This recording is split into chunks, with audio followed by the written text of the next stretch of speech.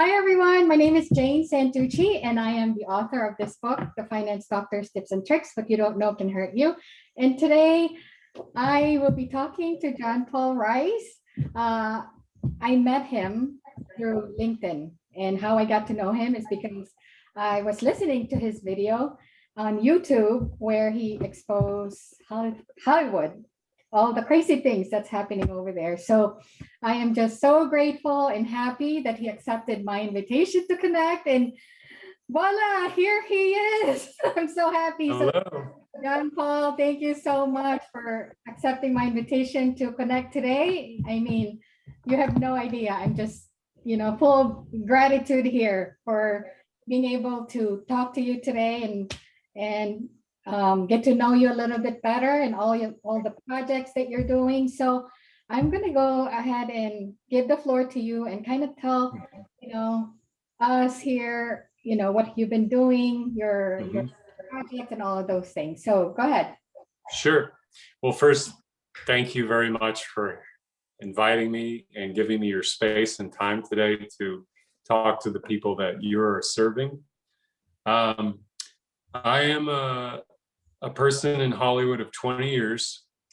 I lived in LA for 19 of those 20 years.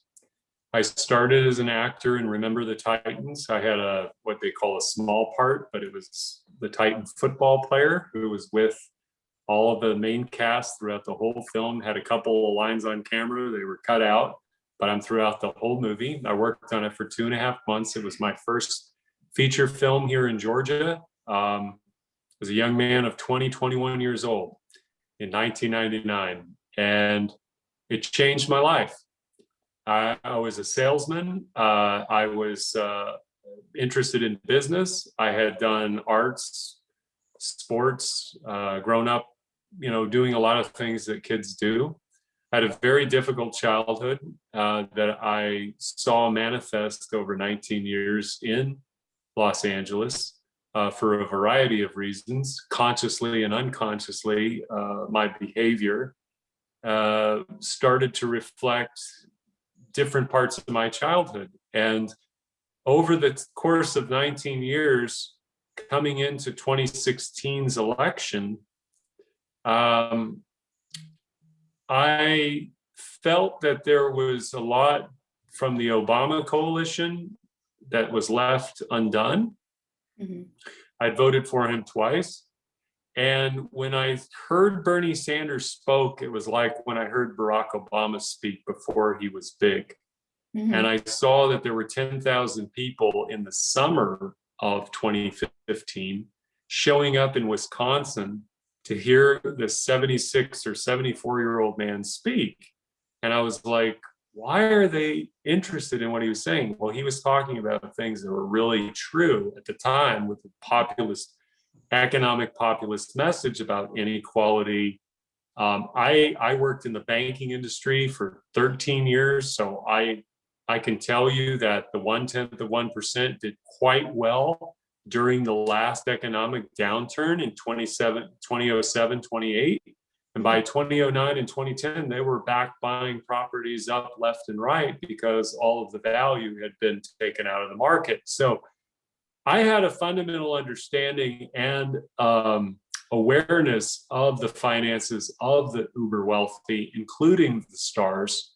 Mm-hmm. And while I didn't really know the whole picture at the time, I saw what they had done to Sanders during the primary, rigging the election out of his voters' hands. Mm-hmm. And without getting into specific detail, I actually saw in real time the vote deletion in states like New York, in California, Arizona, Nevada, Wisconsin, and many other states through data analysis and solid data. And what it was, I tell people this all the time, if you want proof of this, just go to Wikipedia and look up the 2008 Democrat primary in New York between Barack Obama and Hillary Clinton, and you will see that Barack Obama won one county. And then I want you to go look at the vote totals of both candidates, the numbers, and look at the percentage of win. was 58 to 39 or 58 to 38%. It was a very, very defined margin. Mhm. When you go to 2016 and you look at Sanders versus Clinton, go look at all the counties he won. Barack Obama won one, Bernie Sanders won over 80% of New York State. And then you look at the vote totals and the vote percentages, and they're almost identical to 2008. Wow. What I realized in this time as a filmmaker, getting involved with politics, was that there was a lot of deception going on, more than I knew, but I was becoming aware. Mhm. And when Donald Trump got elected, I was completely terrified. I had believed that he was Hitler, he was racist, he was xenophobic, all the things that the media said about them. I did not realize at the time that they also said about Sanders and his supporters, because we were in a pre-revolutionary period where there was a rise in consciousness. That's why Sanders and Trump both rose beyond the establishment, beyond their control, and they had to put it down and make you think that it was about racism, xenophobia, half a dozen other things. I'm not here to relitigate 2016, but what I'm telling you is that when Donald Trump got elected, it blew a hole through my illusion of reality. Mhm. And I went, for anyone who looked beyond the hole that he blew through, and through it, you saw an entirely different world. Yeah. And this was before QAnon. This is before anything else. I want to be very clear. Nobody came to me and said, John, you need to do a movie about this. I went looking for answers Mhm. as to why this man had become president. I knew that the establishment media was lying to me in 2016 because they had lied about Sanders and his supporters. They demonized him, and they demonized his supporters every step of the way that they could, because he was a threat, and so were his supporters. They Mhm. were anti-war. They were against the globalist agenda. They didn't really know the globalists yet. They were anti-oligarchy.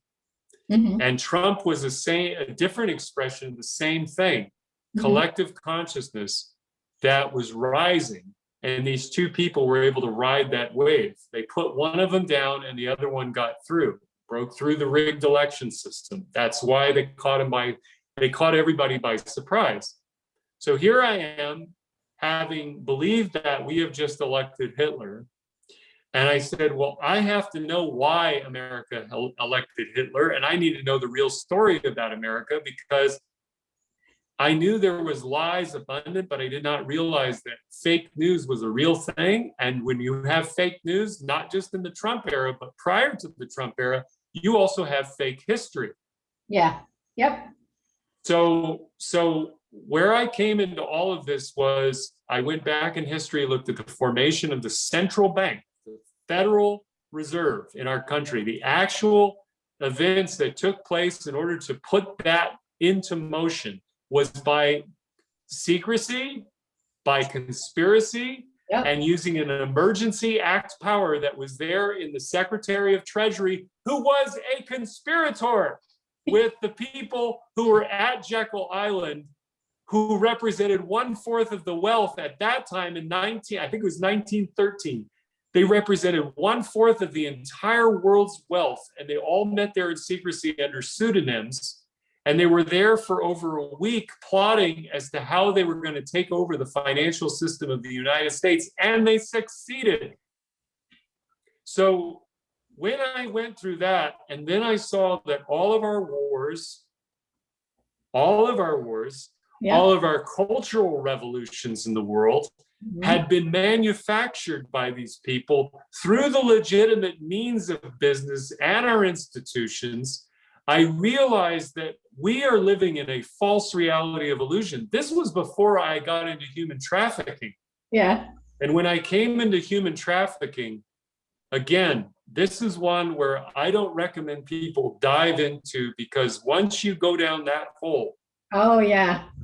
the grotesque nature of psychopaths doing these horrific crimes to children is unconscionable. It's unfathomable. Most people can't even conceive of it. Why? Because they're loving, healthy human beings, no matter how dysfunctional they may be. Most people do not have a psychopathic mentality in them, which is about destroying the most vulnerable and defenseless of our species. That's why they prey on children. That's why pedophiles who are psychopathic in nature go after children, because they really, really want to hurt them. They want to destroy that innocence for which was taken away from them in childhood. That's not me giving them an excuse. That's not me absolving them of their crimes. But we have not yet learned or become aware of collectively that our childhoods and all that is rooted in our childhood manifests all of this hell on earth. Yeah. If you give it a direction and you traumatize it, for which there is, as a child, you're seeking love, no matter what the parent does to you. And so when I'm trying to be very concise about this and condensing 4 years of research, contemplation. I just want people to know one thing.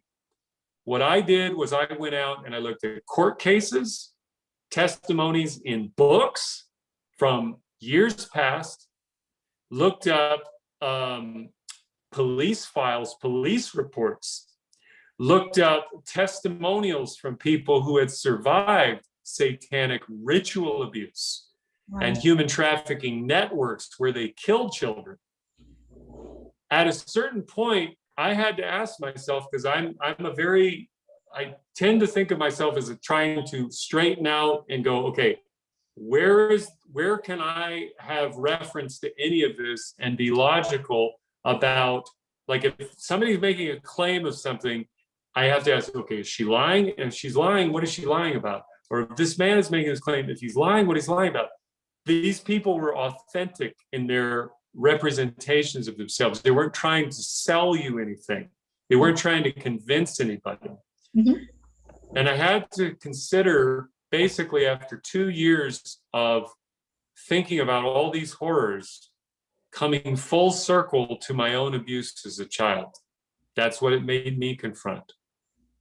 But the movie that I made, A Child's Voice, was in 2017, before Epstein, before Maxwell was known as a public disclosure. It was a conspiracy that there was an elite, quote, elite pedophile ring globally that was connected. And Epstein was a connecting point. That was a public confirmation that said, no, in fact, there is a pedophile ring. It is empowered by this man who has millions of dollars and multiple connections worldwide with some of the largest and most powerful people in the world. And they're all going to that island, they're going to that New York apartment, and they're going out to that ranch in Zorro Ranch in New Mexico. And those are the three that are known, by the way. There's other ones, other programs that are going off in other countries, Northern Hemisphere, and remote locations that are away from islands that nobody talks about. And this has been going on for a very long time, but our collective consciousness is becoming aware of it, which is a very good thing for humanity, if we are to change course, because the root cause of all of this is a child abuse system for which all of us have lived under for so very long, unaware of that fact.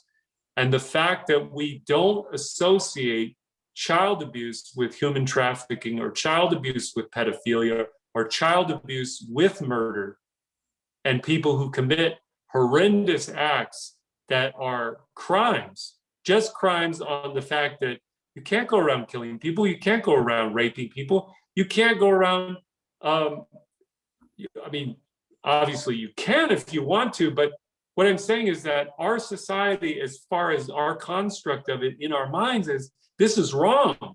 This is wrong, and it should never happen. Yeah. Well, getting into human trafficking of children, I had many sleepless nights, and I came across the testimony of Ronald Bernard in 2017. Ronald Bernard is a man that I tell everybody, go watch for yourself.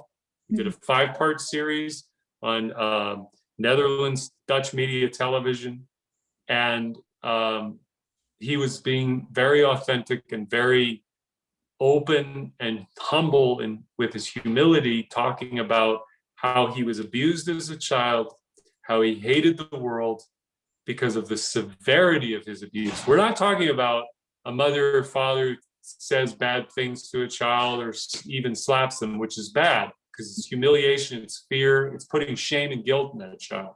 Mm-hmm. But the thing that this was about was about the hatred and terror and the emotional reality of the child being realized as an conscious yet unconscious adult with desires. And this man talked about his ascension into the higher ranks of the orders of criminal networks that exist beyond human trafficking, beyond money laundering. They get up higher than the banks, higher than the churches, which are higher than the banks. Yeah. On this global network where he was brought in and he had found himself to be at home with his own kind, who all hated life and wanted and took pleasure in destroying the lives of people. One example he gave was the fact that he was involved with currency manipulation and he helped start wars through currency manipulations and psychological programs and terrorism, which these people control. These are not organic things. No, if they spring up organically, what these people do is they spot the opportunity to utilize and exploit what is manifested in creation, okay? So forget conspiracy and agendas. These are shrewd individuals who see opportunities through crisis to gain greater control, as evidenced by financial collapses in Wall Street and the coronavirus pandemic, for which there is higher rates of bankruptcies, foreclosures, business closures, homelessness, starvation, economic depression. And what are they doing? 150 million people this year are going to move into severe poverty, according to the United Nations and the World Bank.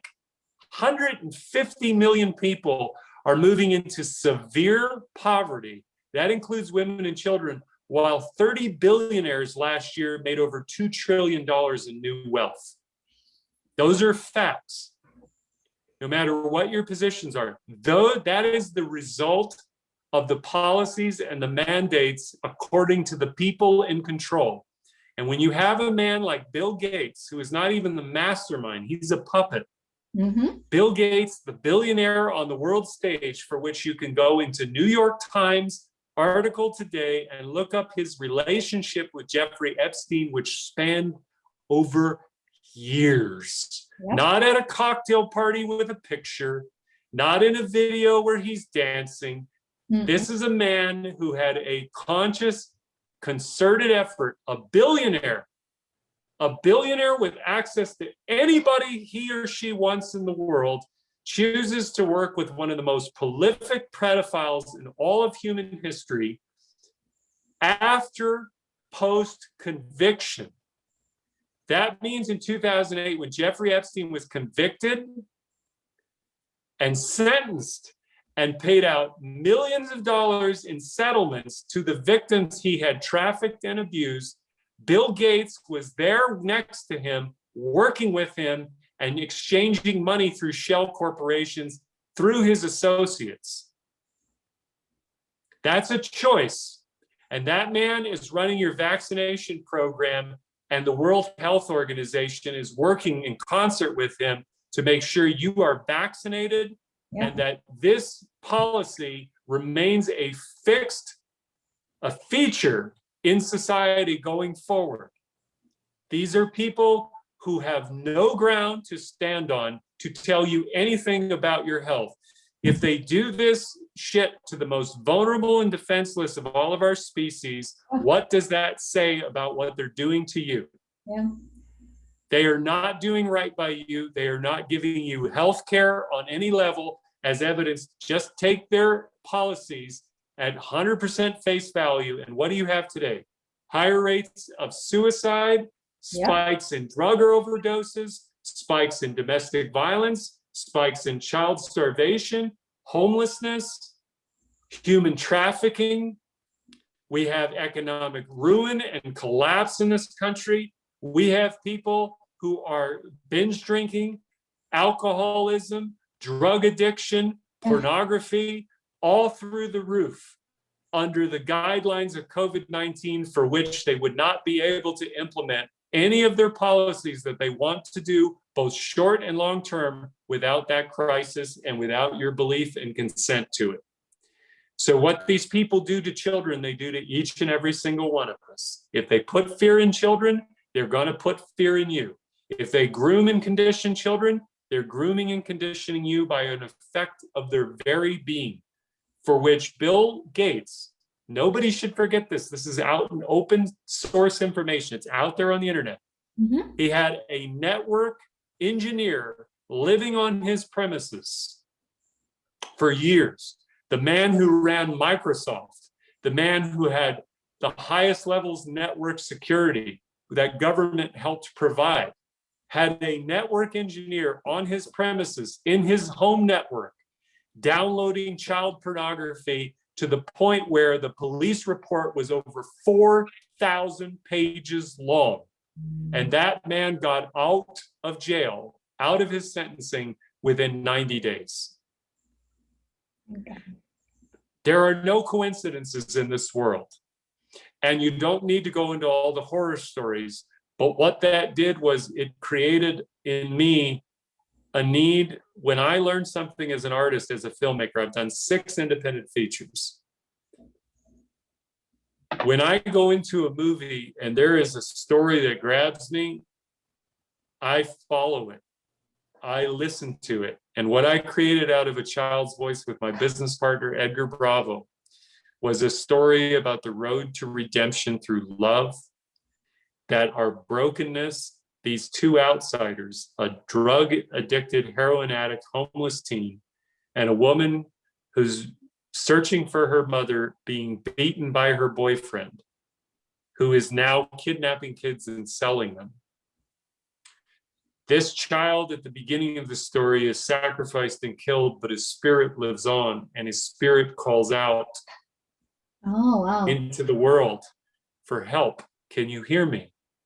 And it's this young boy that hears the voice calling of the child, thinks he's going crazy, until he is shown proof that there may be something going on here, and it's to his advantage to follow it on it without awareness.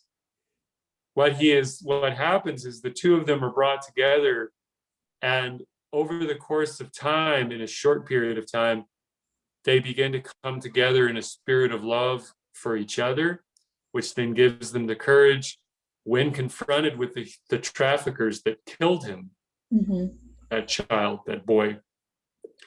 They will not take the easy way out. They will stand up for the child that is not of their own blood, and they will risk their lives to save them.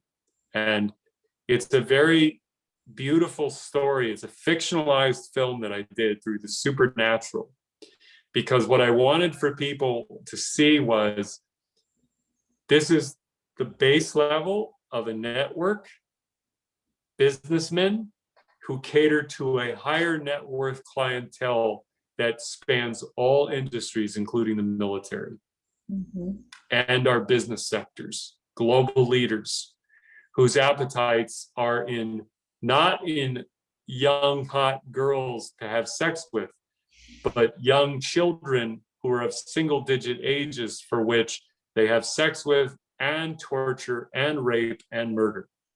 And in my movie, what I did with it is probably the kindest message that I could send, was at the end of the story, which I'm not giving the ending away, but the theme of this movie is that the child's voice, the title of the film, is the child's voice inside of all of us, asking for our help at all times.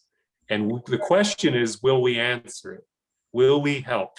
Yeah. And that's, to me, what I found beautiful, because it brought me into my own abuse in steps to begin to heal and to begin to connect to the spiritual being that we all are, that we're all born as when we're children, before all the troubles begin. When you look at that infant in front of you, You are seeing God's conscious in front of you without the awareness. It just is in the present moment, and everything that it sees and experiences is of both wonder, curiosity, and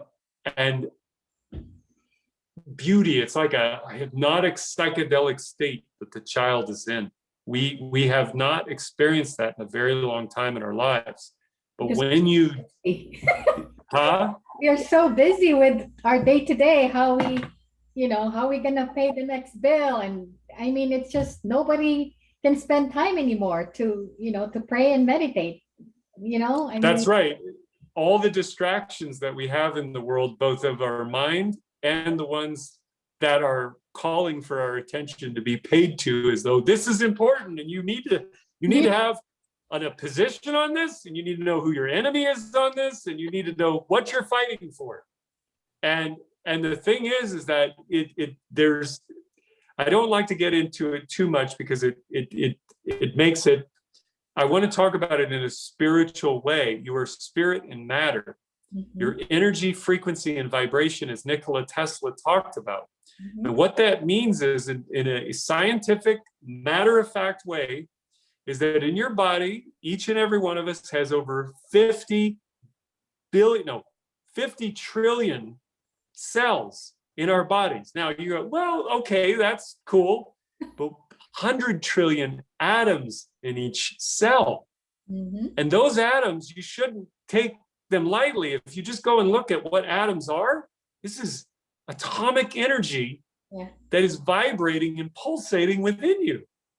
In all of your organs, in all of your eyes, in the iris, in the lens, in the skin and the hair and the organs and the heart. And if you get into the heart, if you go into heart math science, that institute, Greg Braden, Joe Dispenza, Bruce Lipton, they're all pointing to the heart as being the most powerful organ in your entire body. What is it? It's 100,000 times more powerful than your brain. It has 30 to 40,000 brain cells in it. What the hell does that mean? I mentioned it here. This is about the manifestation and creation. And what these people do, they know very well about all of us and what we are and what we're born as. That's why they do what they do to children, ultimately on the satanic end of the spectrum, is that they know that you are God's creation, a creator of heaven and earth, of something that has been in existence throughout all of time. And the only way that they can control you is they have to get into your mind, and then they subdue or condition the emotional state for which comes from our childhoods. Our parents are part of this agenda unconsciously, so because they have their own traumas that they have lived through, and they have their own perceived reality that's been projected onto them that is vastly different from us, both created for them and co-created. And this unconsciousness and this awareness that we're moving into is in a new time where we are seeing the first stage of human trafficking in relation to a child abuse system for which we all come from, for which most of us have some level of programming on us, and not because you were abused necessarily. Abuse is just what makes you most susceptible to their lower vibrational, hypersexualized, materialist culture in all of its forms. It's the belief that the world and your thoughts are your true identity. My name is John Paul Rice. I live at this place. I have this job. I am a producer. I have these thoughts about things. I have these likes and these dislikes and all the things in between, both quiet and public. They want you to believe that that's the totality of your entire reality as it exists in the mind. As it exists in the subconscious mind is the part that we don't know about. Our thoughts up here, we think, but in fact, 95% of them come from the subconscious mind, which is on 24/7.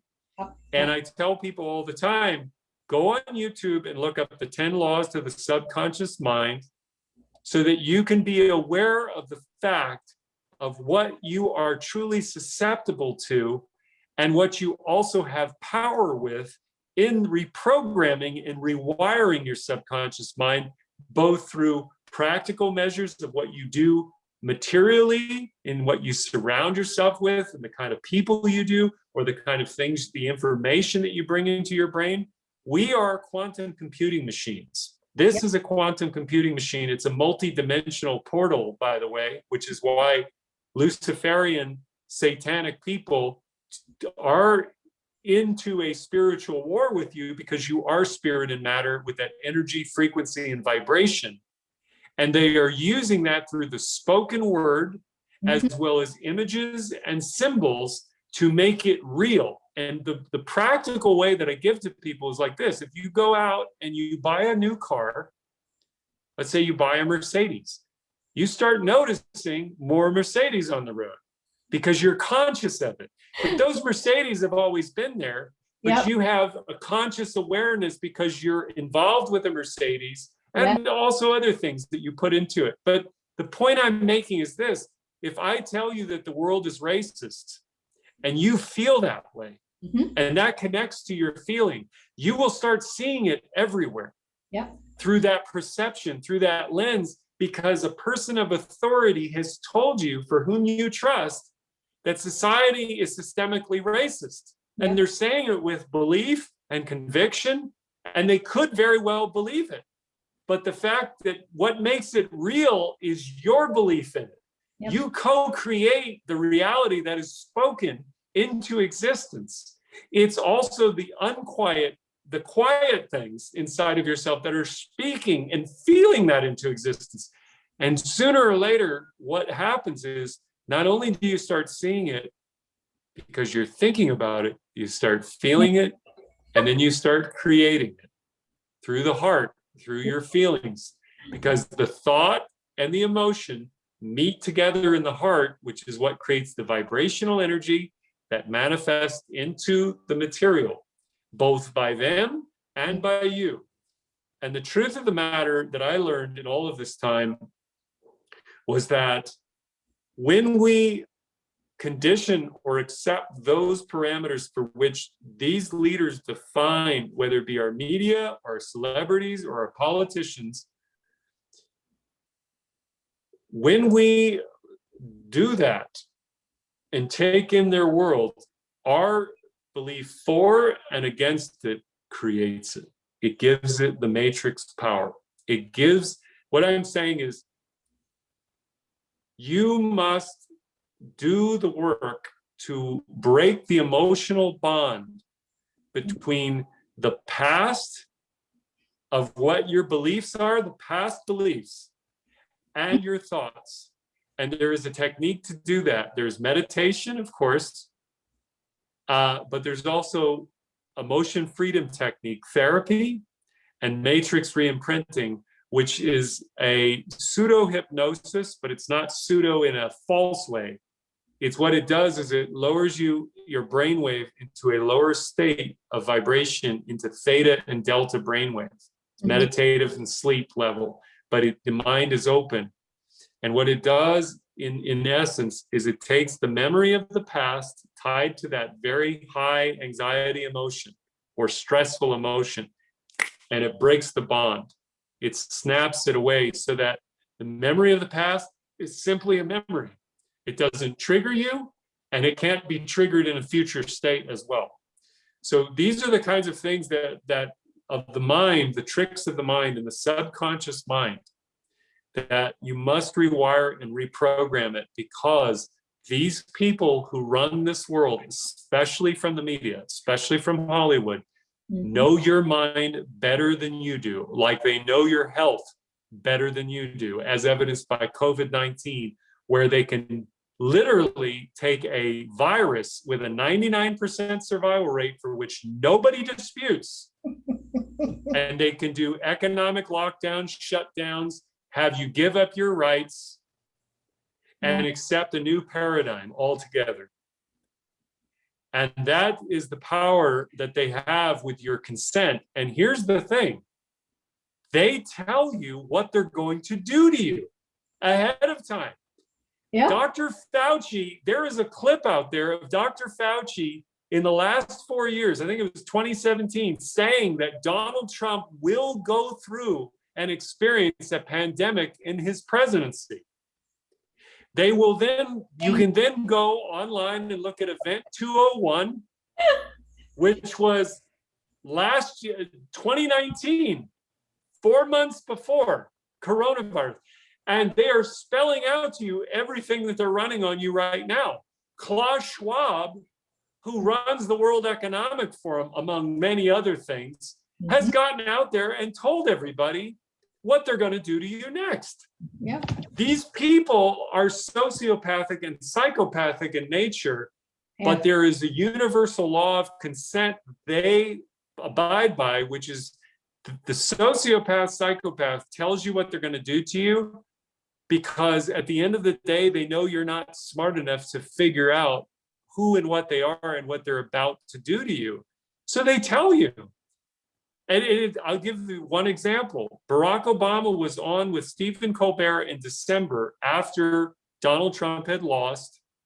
And he was talking about, you know, Colbert was like, so great to see you and blah, blah, blah, and all this gushing and stuff. But this is a key indicator to understand.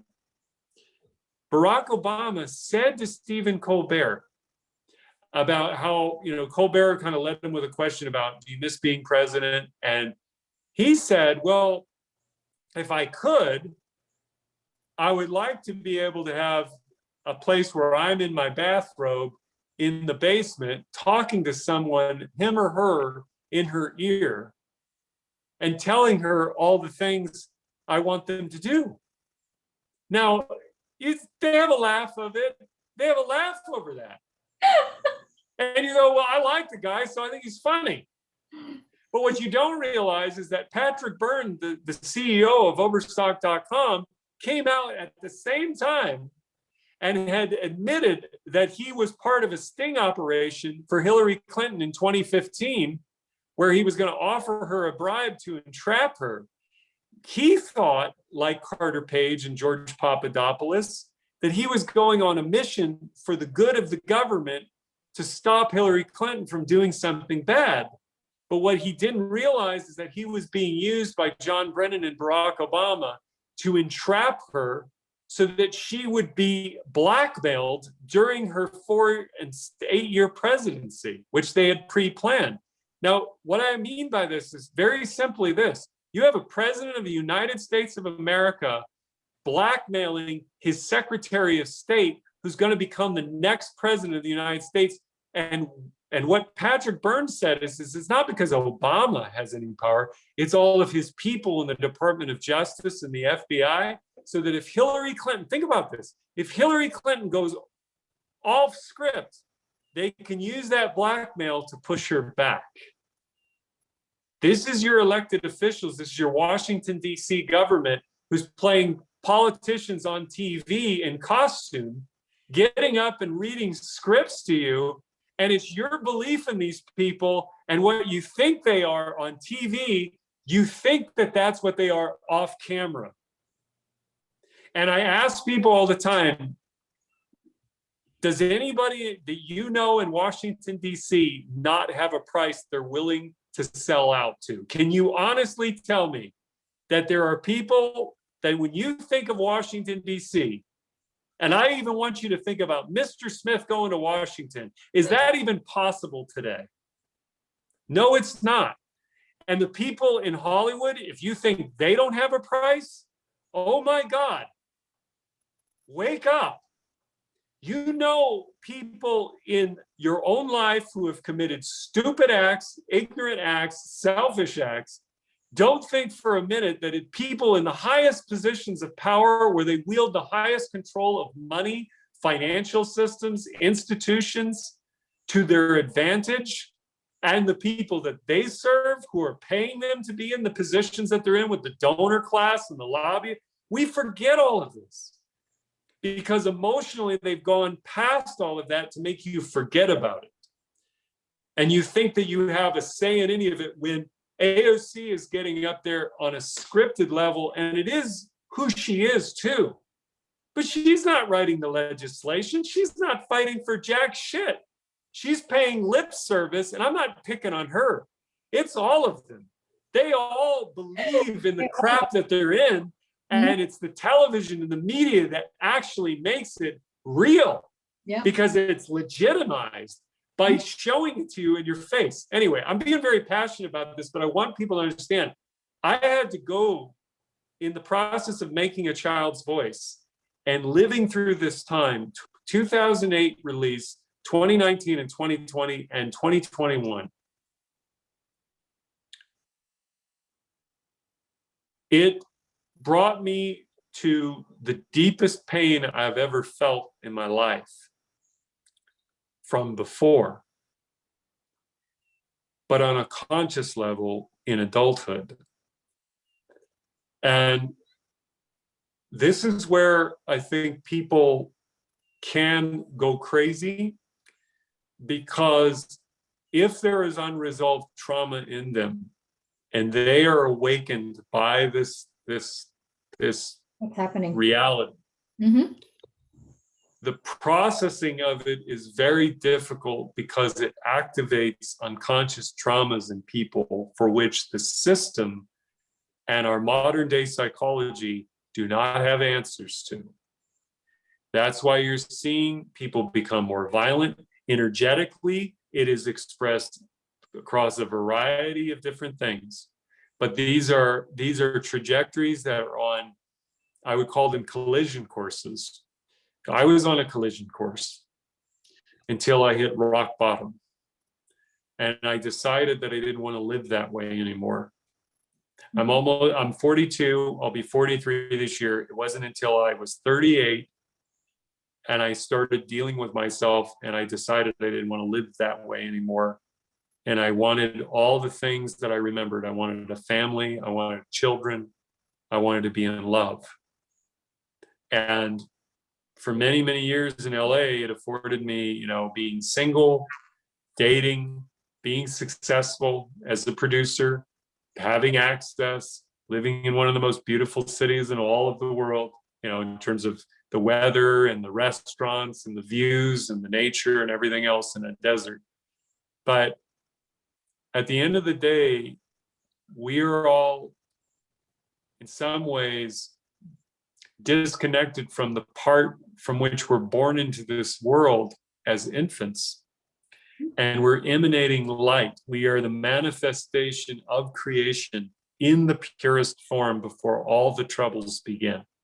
Before there are taxes, before there is career, before there are massive life choices that are foisted upon us, both integrated through the education system, as well as our parents who are wanting, hopefully, the best for us in their own ignorant way.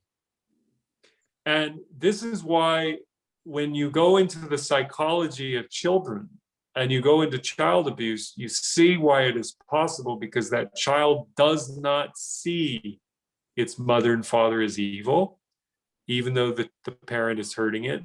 The child can only love its mother and father no matter what the parent does to it. It's vastly different. It's like you can convince children of Santa Claus and you can indoctrinate them in religion. I'm not taking a shot against religion, but I'm saying you can have children believe in a magical creature of Santa Claus, the Easter Bunny, the Tooth Fairy, because their imagination and their openness and their love is so pure.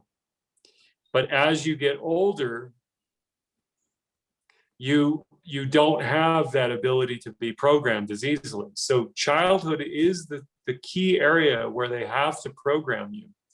And if you were lucky enough to have a mother and father, the hope is that you didn't have a mother and father who beat you or humiliated you or put your needs second to theirs. Because the truth be told, the defining feature of this time for which I can point to people is narcissism. Narcissism has been empowered through the materialist, hypersexualized culture.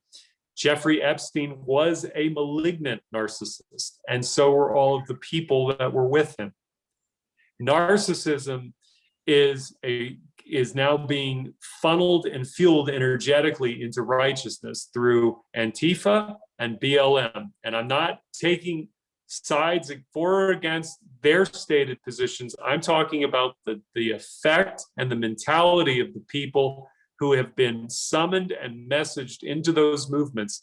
These are child abuse movements, because let me tell you something, the reason why somebody can get up and march 100 days in a row without getting paid, losing their voice, and committing $2 billion in property damage in the United States is because that's where their logical conclusion of life has led them. That means that the mother and father unit in their family is not secure. It means that they have found an identity in this movement. They have found an identity with each other. And what pains me is that it's all through the legitimate means of addressing police brutality and killing of human life. In this particular case, black lives. Mhm. But the problem is that it's being utilized, and I will show people this, in a way that is to weaponize society against itself and do an inverted truth about spirituality. That's where BLM is going. It's going into a satanic program for which Hollywood is bringing it into with cult status and witchcraft Yep. and satanic worship. And most people, let me just tell you, the people who are the true believers don't know that. They don't know that. They're not conscious of what the behaviors are that they're doing. When you look at the mugshots of the people in Portland and Antifa, you see all these crazy eyes and faces. That's the result of child abuse. That's not because those kids didn't get, disciplined, beaten enough. What happened was that they were rejected, neglected, beaten to the point where the majority of them left their homes as teenagers and lived in the park. That's where the majority of these people come from. They're the dregs and the throwaways of society. They're the scourge that is marginalized. That's why they can co-opt all the language of marginalization and use it through Marxist doctrine to transform society, because it's emotional and it's weaponized and it goes in the face of facts. And here's the thing. They make, when you have a lower vibrational energy for which you are resonating with, labels and identity are key to your persona, Yep. to your false self, because it's what it is the lack of love within you. Love is a secure foundation. Love does not need to go out and pronounce itself. It doesn't need to go out and find those that are sinning or whatever it perceives and condemn them. Love is a place of invitation and unity. And all the expressions of these individuals collectively is not creating unity. It's creating higher rifts, higher tensions, higher violence, and distractions. And energetically, that momentum, that narcissistic energy is going to flow out into society and summon more of it, right and left.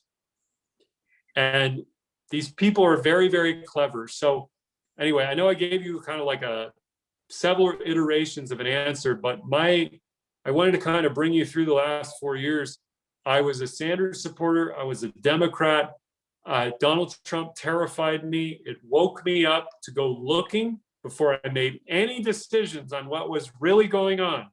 And I kept a vigilant stance until 2020, when I was seeing the separation of reality, the splitting of reality, where we have people on the left who literally think that human trafficking of children and pedophilia is a conspiracy theory 3 years after Me Too, the arrest of Weinstein, the arrest of Epstein, and the arrest of Maxwell, and cuties being pushed out in front of everyone in the fall of 2020, 3 years after Me Too. They put 11-year-old girls out in a movie hypersexualized in 5 dance numbers, which they use camera angles that are reserved for movies that deal in erotica and porn on 11-year-olds.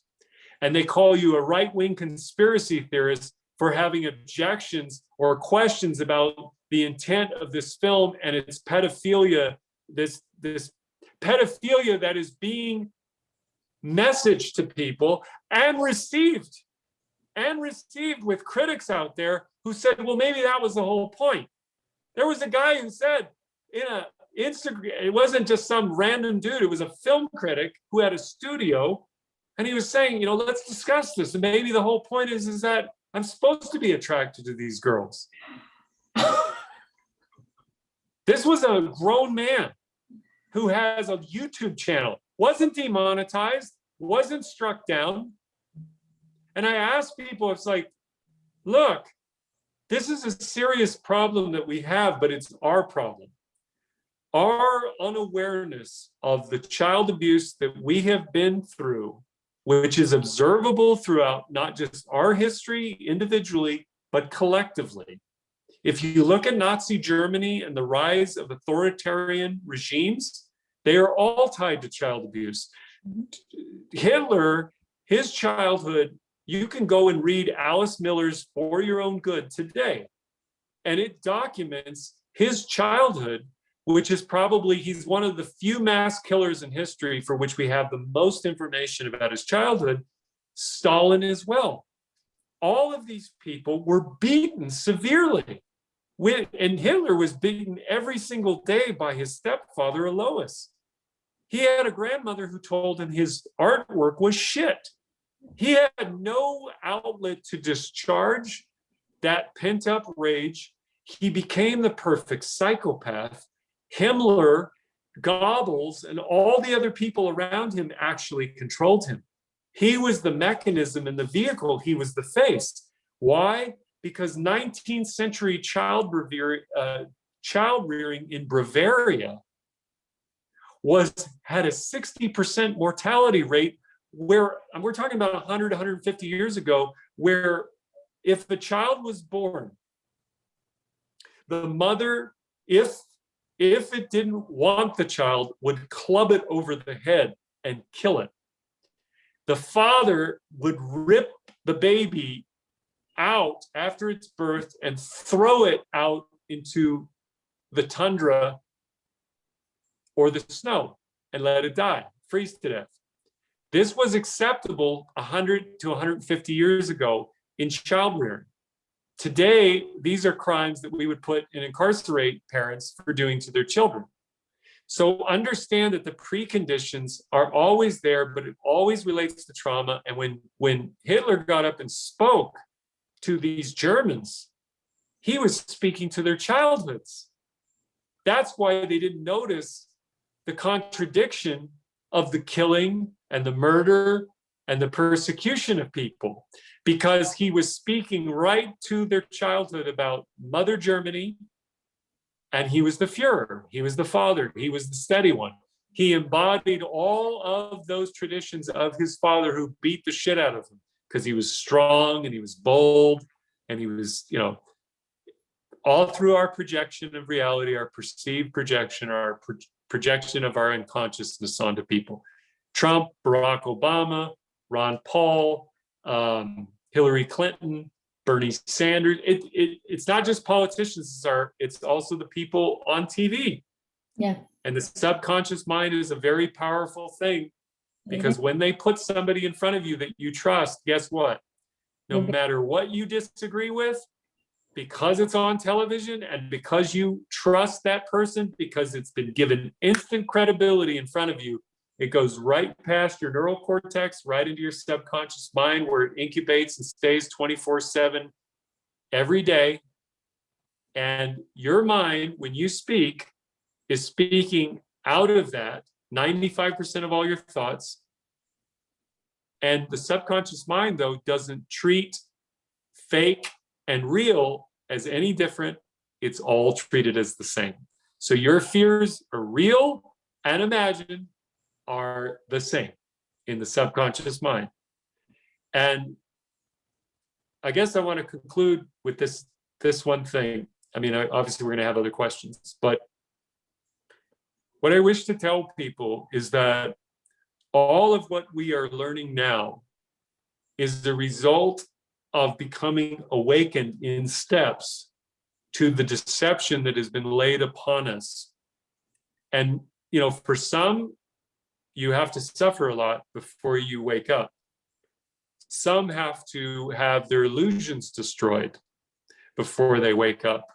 And others intuitively know by observation. I think all of it is one and the same, but you have to have key emotional things, events in your own personal life that maybe mirror a public event too, but that send you on an emotional transformation within yourself to realize that what you are is a very sacred, precious, and magnificent being of light, and come from a creator of heaven and earth. Because if you dwell in all of the darkness and all of the horrors, you're allowing these people now to live rent-free in your head. And you will go down with them, because your anguish and your despair, they are counting on it. They are counting on you to give up and feel all is hopeless, take your life, or go commit acts of violence, or do something self-destructive. Because in the final analysis, it's energy. And they use that energy not only just on a spiritual level, but they use it on a material level to guide groups of people and create contention and message to groups to create the further division, which allows them the opportunity to govern further the way they want. You're saying. I understand what you're saying. What I try to do, I tell people, is in a world full of lies, all you can do is plant seeds of truth. Yep. And the way you got to look at it, if you're looking at this from a spiritual war level, energy, frequency, and vibration, that's your brainwaves, right? In matter. When you speak to someone, you're setting them up for the next speaker, who will then, it's like when you say, oh, I've heard that somewhere before, right? You are going again, their wave is like this, and you're going like this, and it doesn't match. But what you've done is you've established a new baseline for them. Yeah. So, and the key is that you don't have to speak from, I'm trying to convince you, like I'm trying to believe this myself. It's going, this is what I know to be true. This is what I see. And here are some things that you can look at if you want to. And they may not want to. I'm just telling you, like, I was introduced to human trafficking 10 years ago. Didn't know anything about it until these last 4 years, on the level that I knew it existed. I knew that it happened. I knew that Austin was a hub. I knew that other cities were hubs 10 years ago. But I had no clue, not even in my own industry, that this shit was going on at such a mass scale and a mass level. But then the thing is that with all of what they have put upon us and done, in spite of that, we're still here. We are still here. We are becoming more awakened. People are unifying slowly, not what you see on television. That's by design, because your belief in that will create the contention. But for those who have turned the media off and gotten more in touch with themselves and their families and the people around them, actually starting to develop community and talking and discussing these deeper things, it's something that once you head in that direction, you start living. This is the truth. You start living a more authentic and genuine life. And over years and time, what happens is you actually become happier. You become more whole.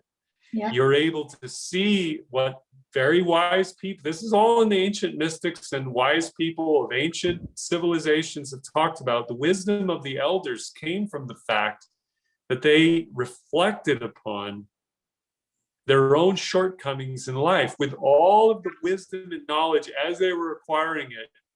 you know, deduction, reasoning, logic, but more importantly, they were trying to seek the universal lessons out of their own personal misfortunes so that they could impart that knowledge for people to make even more incredible and educated decisions. We do this with our children.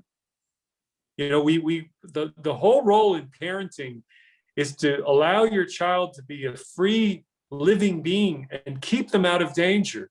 And then when they become of age and they start to test their environment, for which you have hopefully prepared them to test accurately, you can help them in ways to say, I acknowledge how you feel, and I want you to explore this, but just explore it in the way that doesn't lead you down a path the way I could have gone or where my friends went. And here are the key things that if you see this feature emerge, then you need to turn away from it so that you can continue enjoying what you enjoy and not go down a path where it's going to be self-destructive, for which you won't see coming. Because if you knew where you were going, you wouldn't do it. You'd stop. Unless you're a sadist and a masochist. You know, but that's the truth. It's like, if you were aware of what you were doing and where you were going in life and how it was going to end in a negative way from where you are today, you would immediately stop and go, hell no, I don't want to die like that. I don't want to live like that. I don't want to be alone. I don't want to lose all my money. You know, that kind of, I mean, in a practical sense.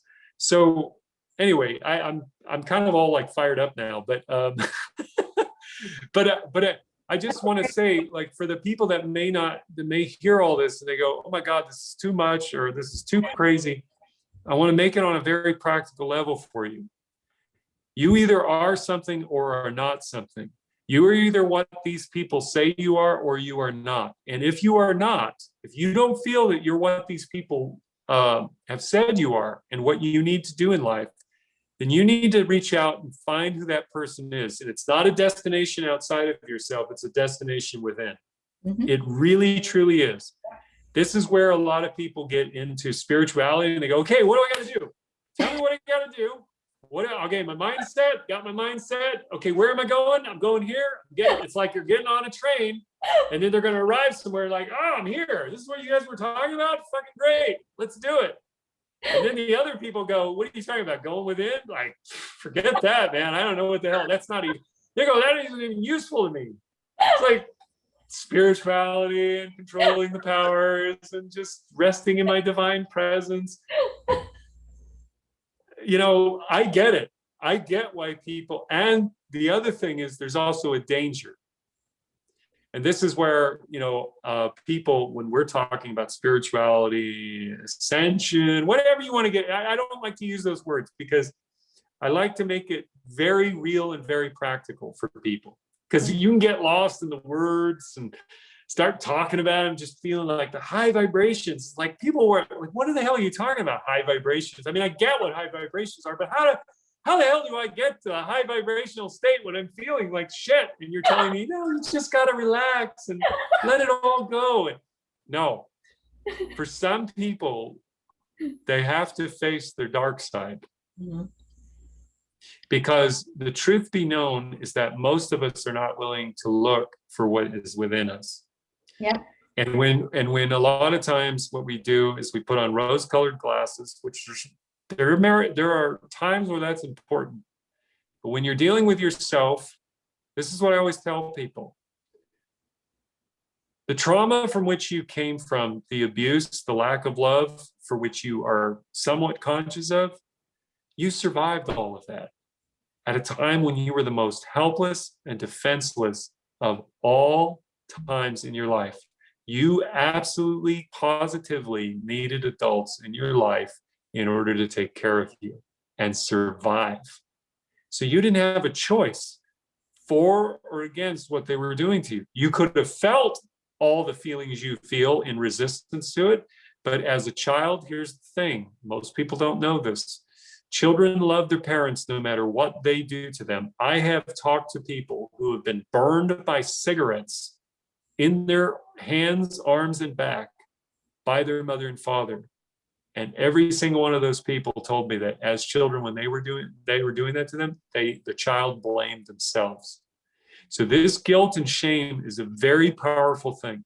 Mhm. Now, people facing that can be terrified and horrified, but I want to invite them to think about it like this. You survived the most vulnerable and defenseless of your time as a child.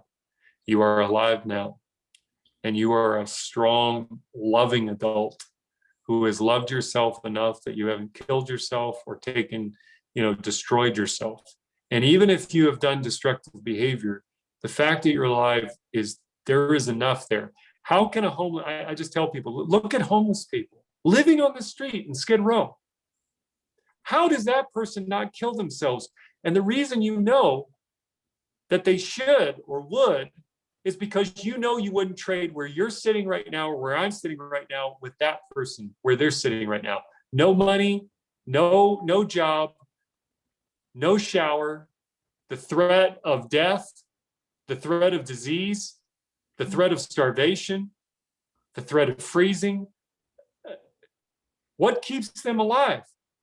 And that's where I started to get into this understanding that there is a light inside of each and every single one of us that we have to consciously put out. We have to extinguish it, both in another person or in ourselves. We have to make that act. So life will continue in a damaged organism as long as it can. And if there is something to be learned about this time beyond our material wealth, beyond our social status and our standing with our friends, is that we have to get to a point where we decide that we are tired and exhausted with that old program. Mhm. And we decide we wish to break the courtship. Mhm. And when you do that, when you decide to love yourself and stop listening to everybody else and begin to listen to this intuition inside, you will start to gain greater insight Mhm. into your own lived experience. More importantly, you will start to understand the world a hell of a lot better Yep. than you would seeking out all the knowledge and observing all the behaviors of everybody else.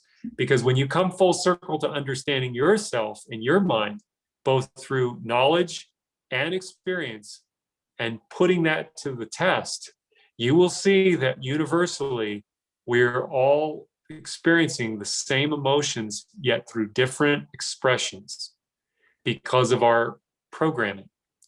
When you realize that 9 billion people born on this earth and all the people that have come before and all the people that will come after that are children from a creator of heaven and earth, all of whom are seeking love, that includes the psychopath, that includes the narcissist, that includes the sociopath and the serial killer.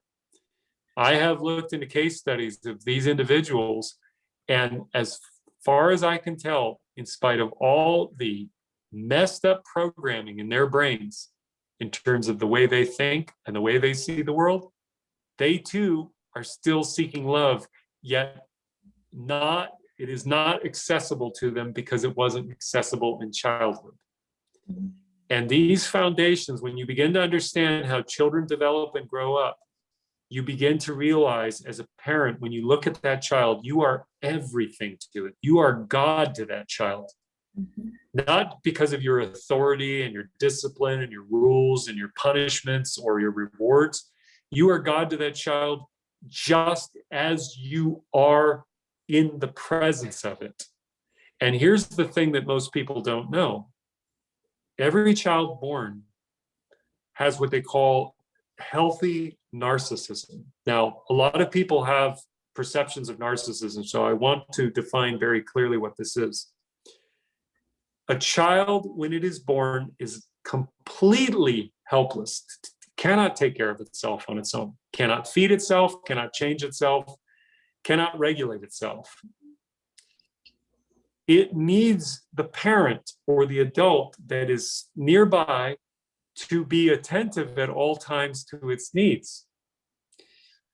If you have damaged parents who have abuse in their history, they may see that child as a reminder of their own needs, their own unconscious needs, their own deficiencies. And if they haven't dealt with that trauma, they will begin to take it out on the child unconsciously. Yeah. Because the child takes in what we have not thought of yet, but we are all creatures of imitation, even especially as children. It's never left us. Group mentality, programming, conditioning. Children are the most open of all beings in the human race at the beginning, because they are experiencing worlds in a psychedelic and hypnotic nature, to the point where the vibrational energy spoken out of the words of the mother, with her love and intention and all of her trauma or not, but all of her being, is going into the child, and it is firing up neurons through the brain. And those neurons in the brain, as they continue to be stroked in different directions or the same ones, are laying down hard wires that are surrounding that child and creating the concepts for which that child, they're creating the concepts for which that child will begin to not only live in, but continue to experience reality as it continues along its development. And this awareness is available to people in Alice Miller's work, The Drama of the Gifted Child, For Your Own Good, and The Body Never Lies. It's 3 out of the 7 books that she wrote. I highly recommend them for people who are wanting to understand their own trauma, because it gives clarity. Mhm. And I want to be very clear about something, because in this time, so many people have been conditioned to the media Mhm. about credibility and who's virtuous and who's not. Mhm. Character assassination is something the media does very, very well. And it's not about the media, it's so much that that concept gets programmed into us.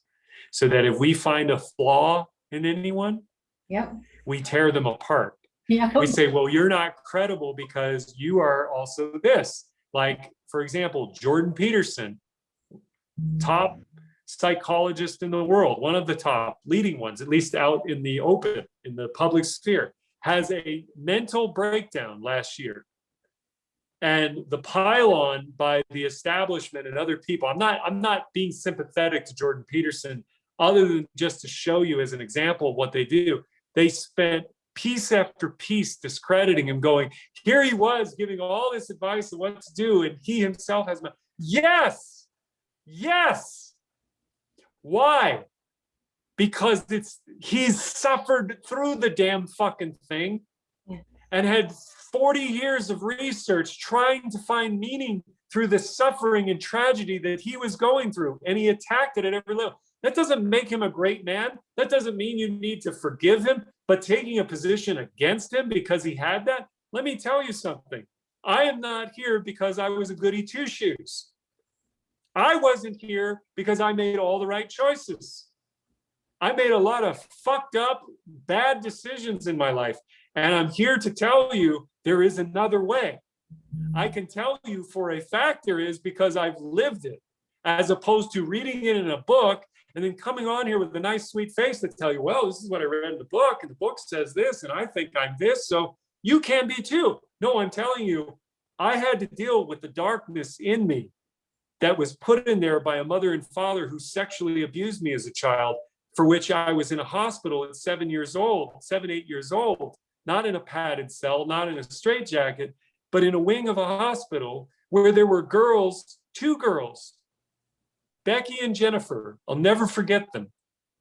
12 years old and 13, had been sold and bought on the street since they were 11 and 10 years old. These are children.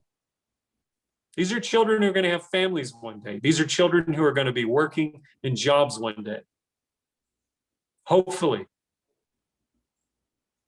So I'm saying that your lived experience in the real way is your greatest teacher. When you look and become aware, and what you do is to master your dark side, and I don't mean like, sick human trafficking stuff. I'm talking about whatever it is that bothers you about yourself and other people, especially in other people. This is a big one. Most of what we lash out at and criticize is a reflection of lack in us. So when somebody else has something that we want, it's a lack that we have, not necessarily in the material object, in the representation of it. Yeah. The importance that it brings, the importance that we feel is necessary, whether it be a house or a car or a job or people giving us, all the praise in the world. And here's the truth about it all, though. Guess what? It's short-lived. You have to get more. So it's not a sustainable model. And the fact of the matter is that when you face these things, you do so with unconditional love. But that unconditional love is not outside of you. It's in here. It's where the child resided at the very beginning. Before all, like I said, before all the troubles began. That's where we are. That's returning home to the heart of the child. And here's how you get there.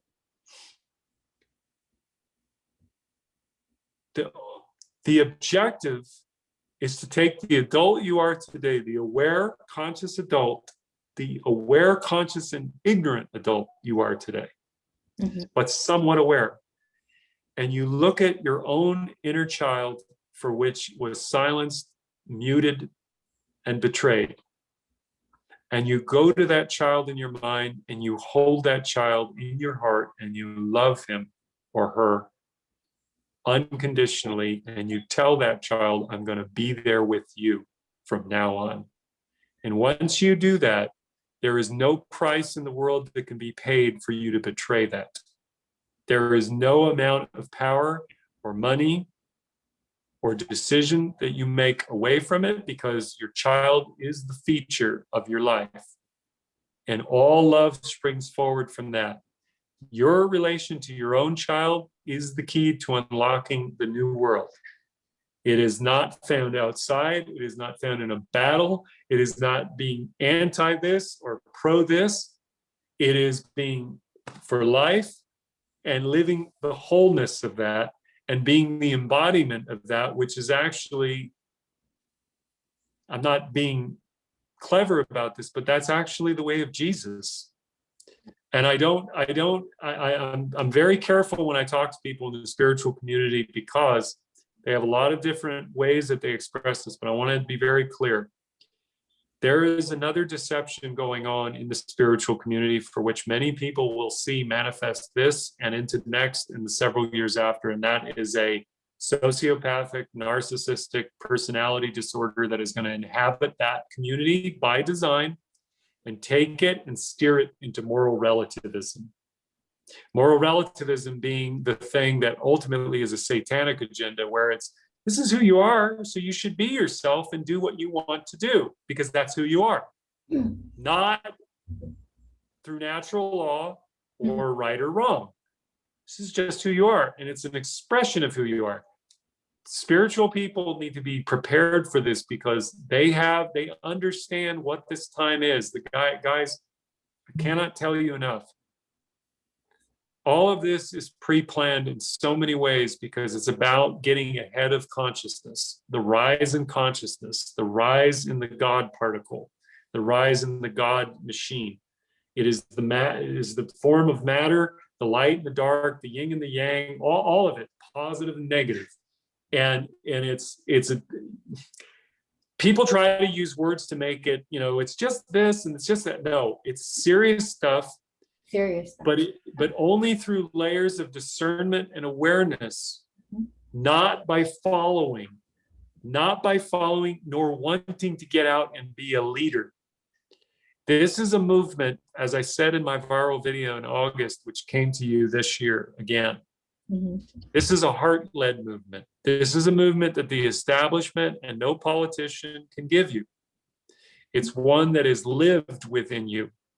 And that living within you is what radiates outward and lifts other people up. Not by this economic program or that industry. It's the vibrational creation energy coming from the heart in the most practical way, it's no different than grandmother cooking for you and that food tasting so amazing because she has put her entire life and love into it. That's why the flavors are so rich. That's why even in the most simplest of things that grandma makes, it is so delicious and beautiful because she's resonating that in the material, in the matter. Those are ingredients that anybody can put together and come up with different combinations. Yeah. But this is the magnificence of our creation. And when we understand these fundamental principles, they begin to kick off other things inside of us because they're truths that resonate deeply within our core being, because they're foundations and they're archetypes for how all of us actually operate. We have to be taken away from all of that through deception, confusion, and trauma, mostly fear and worry, because fear and worry takes you out of the present moment. It puts you in the fear of the future and the worry of the past, or vice versa, and strips you of your identity in the reality of this present moment. And we all do this, but you don't need more.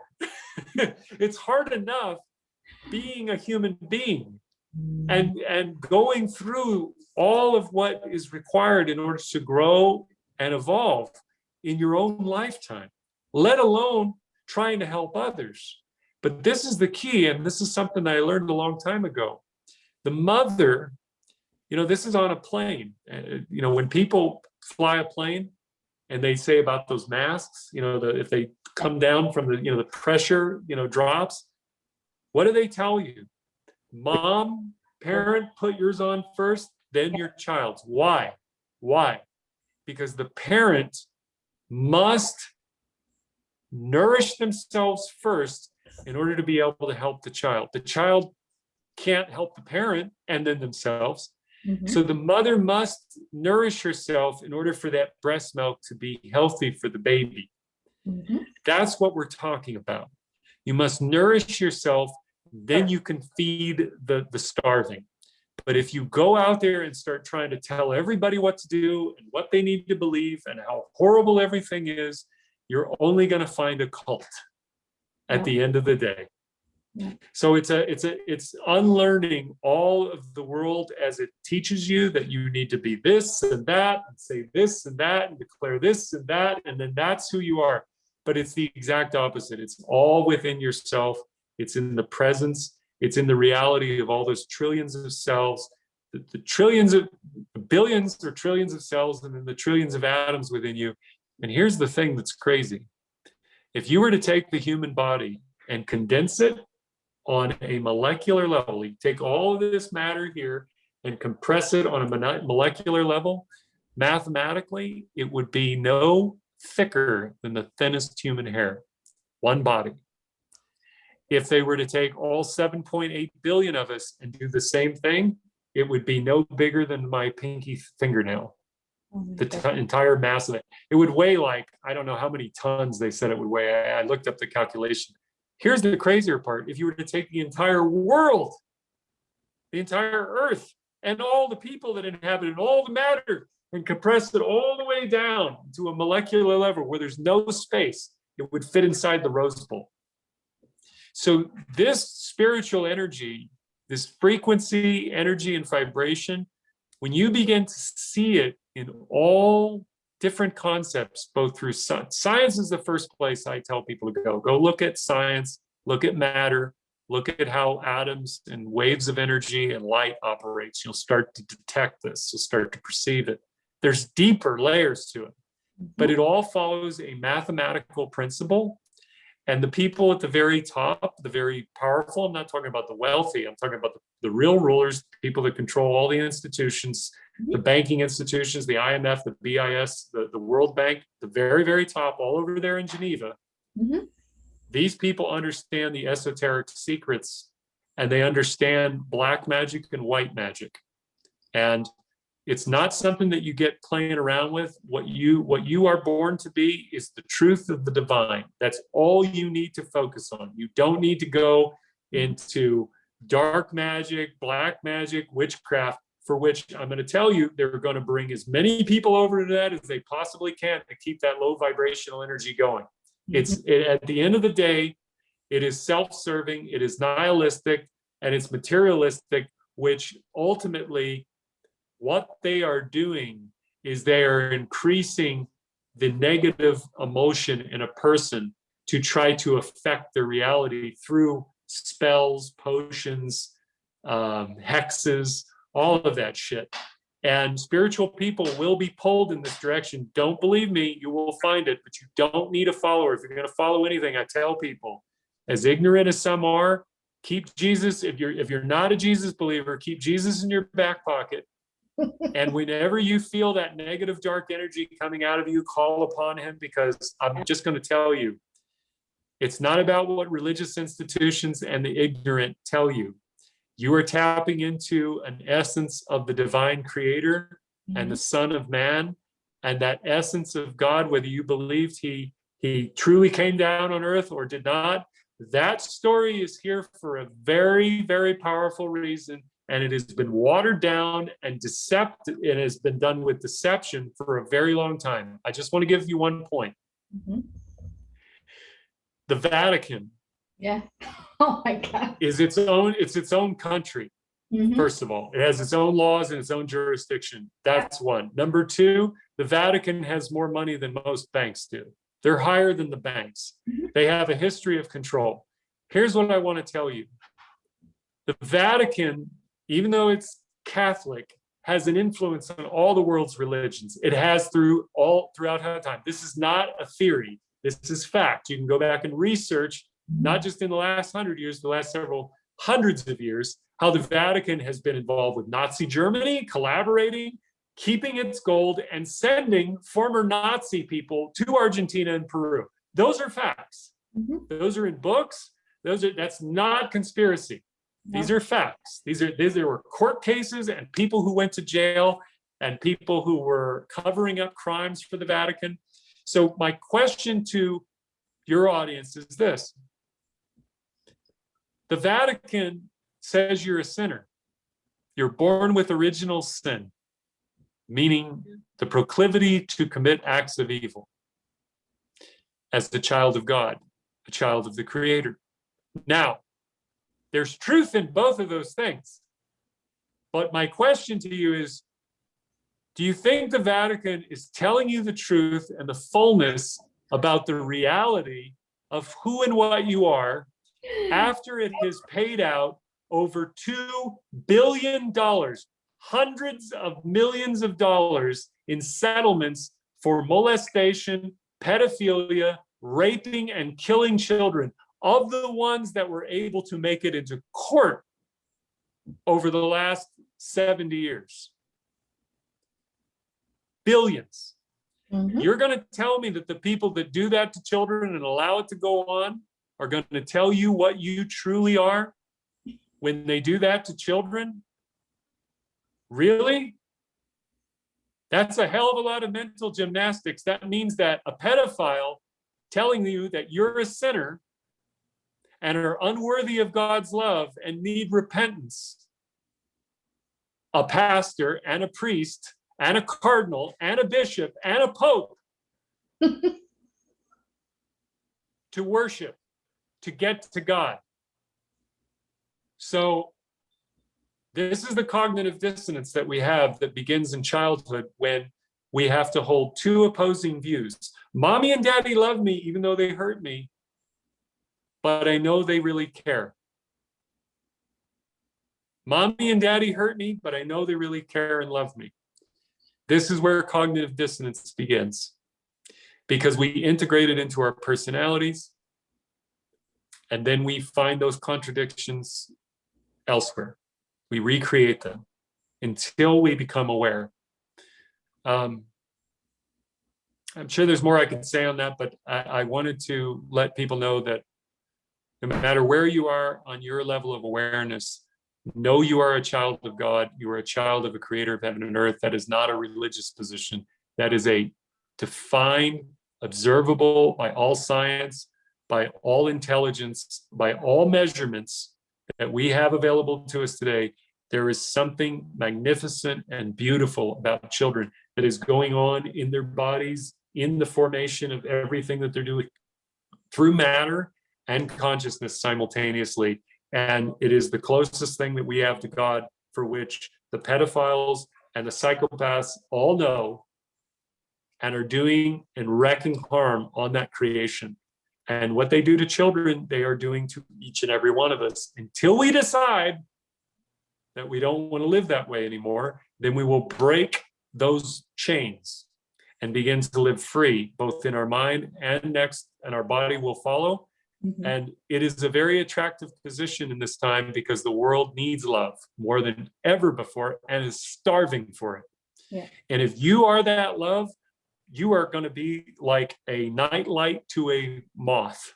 Mhm. Everybody is going to come towards it because it's just, unless you want to be sick and die, you want to be around human beings. You want to be close to human beings.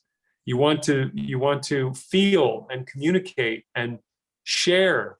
And this is where we need to go. This is get out of the coffee room or the coffee break room, or water bottle, water cooler talk. It's not that you can't have that and enjoy it, but it's just a turn of something to ask about somebody's life and allow them to begin to express themselves where they don't have that ability in their own life today. You will start in motion something very beautiful within them that will lead them to get deeper in touch with themselves, because you have awoken the truth. Mhm. And the truth is the only thing that can truly set you free. Yeah. At the end of the day, in a world full of lies, the truth will set you free on so many planes of existence over time and space. I mean, I'm 43, and if I'm lucky enough to live to 70 and 80, God only knows when I'm gonna crazy shit I'll think of then. But I mean, I say it like jokingly, but what I'm saying is that I don't know. I still don't know. There's still so much I don't know. Yeah. And yet I feel in my core being that we are far more powerful. And this has been said to me before. We are very powerful. But the knowing for yourself is really truly what is possible when you go out into the world and you can attack and affect reality at a different angle, where you're not lost in your contradictions, where you're not a person who's in opposition to people, where you're not so protective and defensive of yourself, and you don't take things personally when people say and do things to you. Yeah. You're realizing that they're coming from their own perspective, how they are perceiving it and how they are responding to it, not in opposition to you, but in self-defense of themselves, in their own ignorant way. And when you have that awareness of your own ignorance, Mhm. you can help the ignorant person, not because they're less than, they're you. You're seeing yourself again. And you finally realize, like, holy shit, this person is me. And it's embarrassing that I'm watching this happen to them, because I'm embarrassed for myself. And I don't want myself to ever feel that way. And I certainly don't want this person I care about to feel this way too. So rather than attacking them or telling them you shouldn't do that, you say, when you're up there and you're talking or you're doing this, do you realize that, how do you feel? Do you see that you're angry? And where, I mean, do you feel that anger? Do you sense that anger? Well, how's that anger? Does that anger stay in you? It's just like, just a little bit of separation from what you think of yourself, and realize that you're human of a mortal form and being of an eternal spirit. The human being. The being is the presence.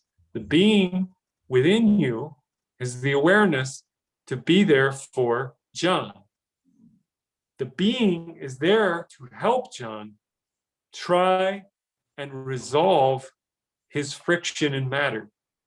As he's experiencing it, as he is contemplating it, as he is reflecting on it, and as he is testing it, so that the being can learn with the human what it is to live. And we can talk about the soul and how it records all of that throughout history, but I don't know. What I'm saying is that I've been in that spiritual place and that space, and it's a space only created by you. It's a space within you, it's a muscle within you that has been atrophied because you have not been allowed or conditioned to use it at any time in this materialist culture. And it's not just America, it's the world as a whole. It's a world as a whole in different expressions, in different cultures, races, religions, geographies, histories, and timelines, but it's all one and the same. We are far more connected to each other than we know, and it has nothing to do with the internet. It has nothing to do with global communications. It has to do with our bodies and our minds and our heart being connected to each other through a quantum field. Yep. We can call it the Holy Spirit and call it many other things, but we are creatures that are born of creation. That means genius level creativity, telepathy, empathy, the ability to reason, and intuition. And all of those things in a world that will give you, all of those things that will give you money, power, and the illusion of choice, take you away from that, replace all of that, and allow you actually to betray yourself in a way. Because what many people experience is that midlife crisis, because we were sold a bill of goods that if we did all these things, we would end up here and we would arrive. And by 40 or 45, we would have made it. Now we have the rest to look forward to. So it's a pain in the ass to deal with, but it's very important to be able to take step at a time approaches, because the truth of the matter is that the truth requires no belief in the fact that it is the knowing for yourself which gives you the greatest weapon against all lies and confirmations of truth. Then there is nothing that can come in and take you over unless you consent to it. Yep. I think I gave you two very long answers. Very good. Love it. Love it.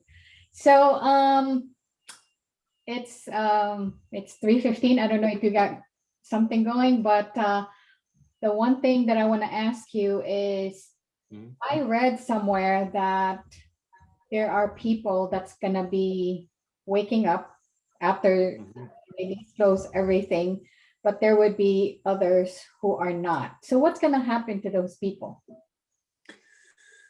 The ones that don't awaken, who are preconditioned, pre-programmed, and for a variety of reasons, they're going to be used for a transhumanist agenda. Transhumanism is anti-human, it's anti-God, and it's anti-child. Transhumanist agenda is going to be the formation of the human collective, biologically and consciously moved into the digital space. The first phase of that is already underway. It's already been with us for a very long time with our cell phones and our social media. There's also the programs like transgenderism, transgender agenda, which there is an agenda there too. It's all focused, let me just put it this way, it's all focused on the manipulation of DNA from a biological mechanism of consciousness and unconditional love to a machine. You become less and less human, this dehumanize you. Now, for the people that are susceptible to this, they're already feeling that way. And they're being given concepts in society to already integrate them into their personality and their viewpoints. So as I mentioned maybe earlier, I've said in some of my other talks, we are the ones that have to create the new world so that when there are refugees, they have a place to actually go and can get food and are not just going to be a stop off at our destination while they continue to seek answers outside of themselves. Mhm. Because waking up is not a monolithic uniform thing. It's got a lot of denial and a lot of doubts that run. And questioning, you should do, by the way. I'm not saying you don't, but it's a process for everybody. So those individuals that are, let's just say, believing in the hypersexualized materialist culture, every appetite is going to be fed. Every direction that they can condition human beings to go, they will. So you're going to have a group of people, especially from those born 2020 or 2010 on, growing up in an entirely different reality than you and I did. I mean, completely different from boomers, completely different from Gen Xers and millennials. This is going to be off the charts different, where biological intelligence and artificial intelligence is going to play a major role in cities and our society, but the integration into our brains through chips, through retina vision and computing, there's going to be a lot of benefits to many of these things. And it's not to say that all of them are bad, but you have to make your choices smartly as to what controls you wish to give over. Anything that they give to you, anything that they offer you, is not for your benefit. I mean, it's not like, hey, we made this great thing, let's get it out there to everybody because it'll help everyone. No, they have an agenda that they want to achieve with that invention, and they're going to market and sell it. No different than the phone that I'm on right now. If I had come out to you 15 years ago and said, I'm going to track all of, this phone, in addition to you calling and texting, is going to track all of your GPS movements, all of your purchases, all of your web traffic. It's going to run an algorithm through AI to determine your behaviors and patterns and get you on a profile where we can classify you. And if, let's just say, you have certain political views that we don't like, you're deemed as a threat, and you won't even get hired. You won't even know it. So it's going to condition mentally and emotionally a society that is based on artificial intelligence, which reinforces their own feelings through hallucinogenic type entities, and I'm talking about in the digital space, that are real to them. People have no idea that virtual reality is reprogramming your subconscious mind. Virtual reality has a massive impact on the perception of reality because, like I said earlier, the brain, the subconscious mind doesn't know what's real or what's imagined. It'll treat both as the same. So even though you're in virtual reality, all of what you're experiencing in virtual reality is going in and programming your brain. And the same thing with social media. The more energy and attention you give to social media, the more you are contributing to that program. And you are laying down tracks in your brain that are refiring pathways that condition you further along into that reality. So what's going to happen to people, unfortunately, is you're going to see, we're already seeing the beginning of a fracture of society. The only way that things can come back whole is a mass psychological event, but it can't turn people against what they already are. What I'm saying is, we have a situation, regardless of your political positions, regardless of what you see a division in this country like you've never seen before. And it's all in the mind. I'm going to tell you, like, for the people that don't believe this, I bought all of the language that the mainstream media gave me about Trump supporters until I went and I saw for myself. And it was exactly the same thing that I saw with Bernie Sanders people. Politically different, but spiritually and emotionally, togetherness, love, kindness, cross-section of America, Asian, Latin, queer, gay, even trans for Trump. Standing next to Joe Sixpack. No problem. No problem. And this is the thing that, and I'm not talking about one example of this, multiple examples of it. And when I started going to people, especially in 2020, I said, what is it, about? He said, I haven't felt this way since after 9/11. where our country was united. And Mhm. all the people I'm with, it's like a high vibrational energy. Yep. Consider the people who are telling you these people are evil and wicked and domestic terrorists. They cover up the crimes of pedophiles doing this shit to children. ABC News, go out there and look up Project Veritas's, it's not even Project Veritas's expose, it was a live feed coming right out of the mouth of Amy Robach of ABC News, who is owned by Disney, ESPN, and says on camera that the reason why they killed the Jeffrey Epstein story in 2016 when they had everything, they killed it because they wanted access to the royal family, and Prince Andrew's involvement with it would ruin that opportunity. And she didn't have a goddamn worry about any of the women who had been subjected to the rape and torture of this man and the brutality. She was concerned about the fact that she didn't get to tell the story and that it was all coming out now, and she had it. That was her care. That was a reporter. So don't think for a minute. Let me just tell you, I worked in this industry, folks, and I can tell you this right now. They have contempt for all of you. Contempt.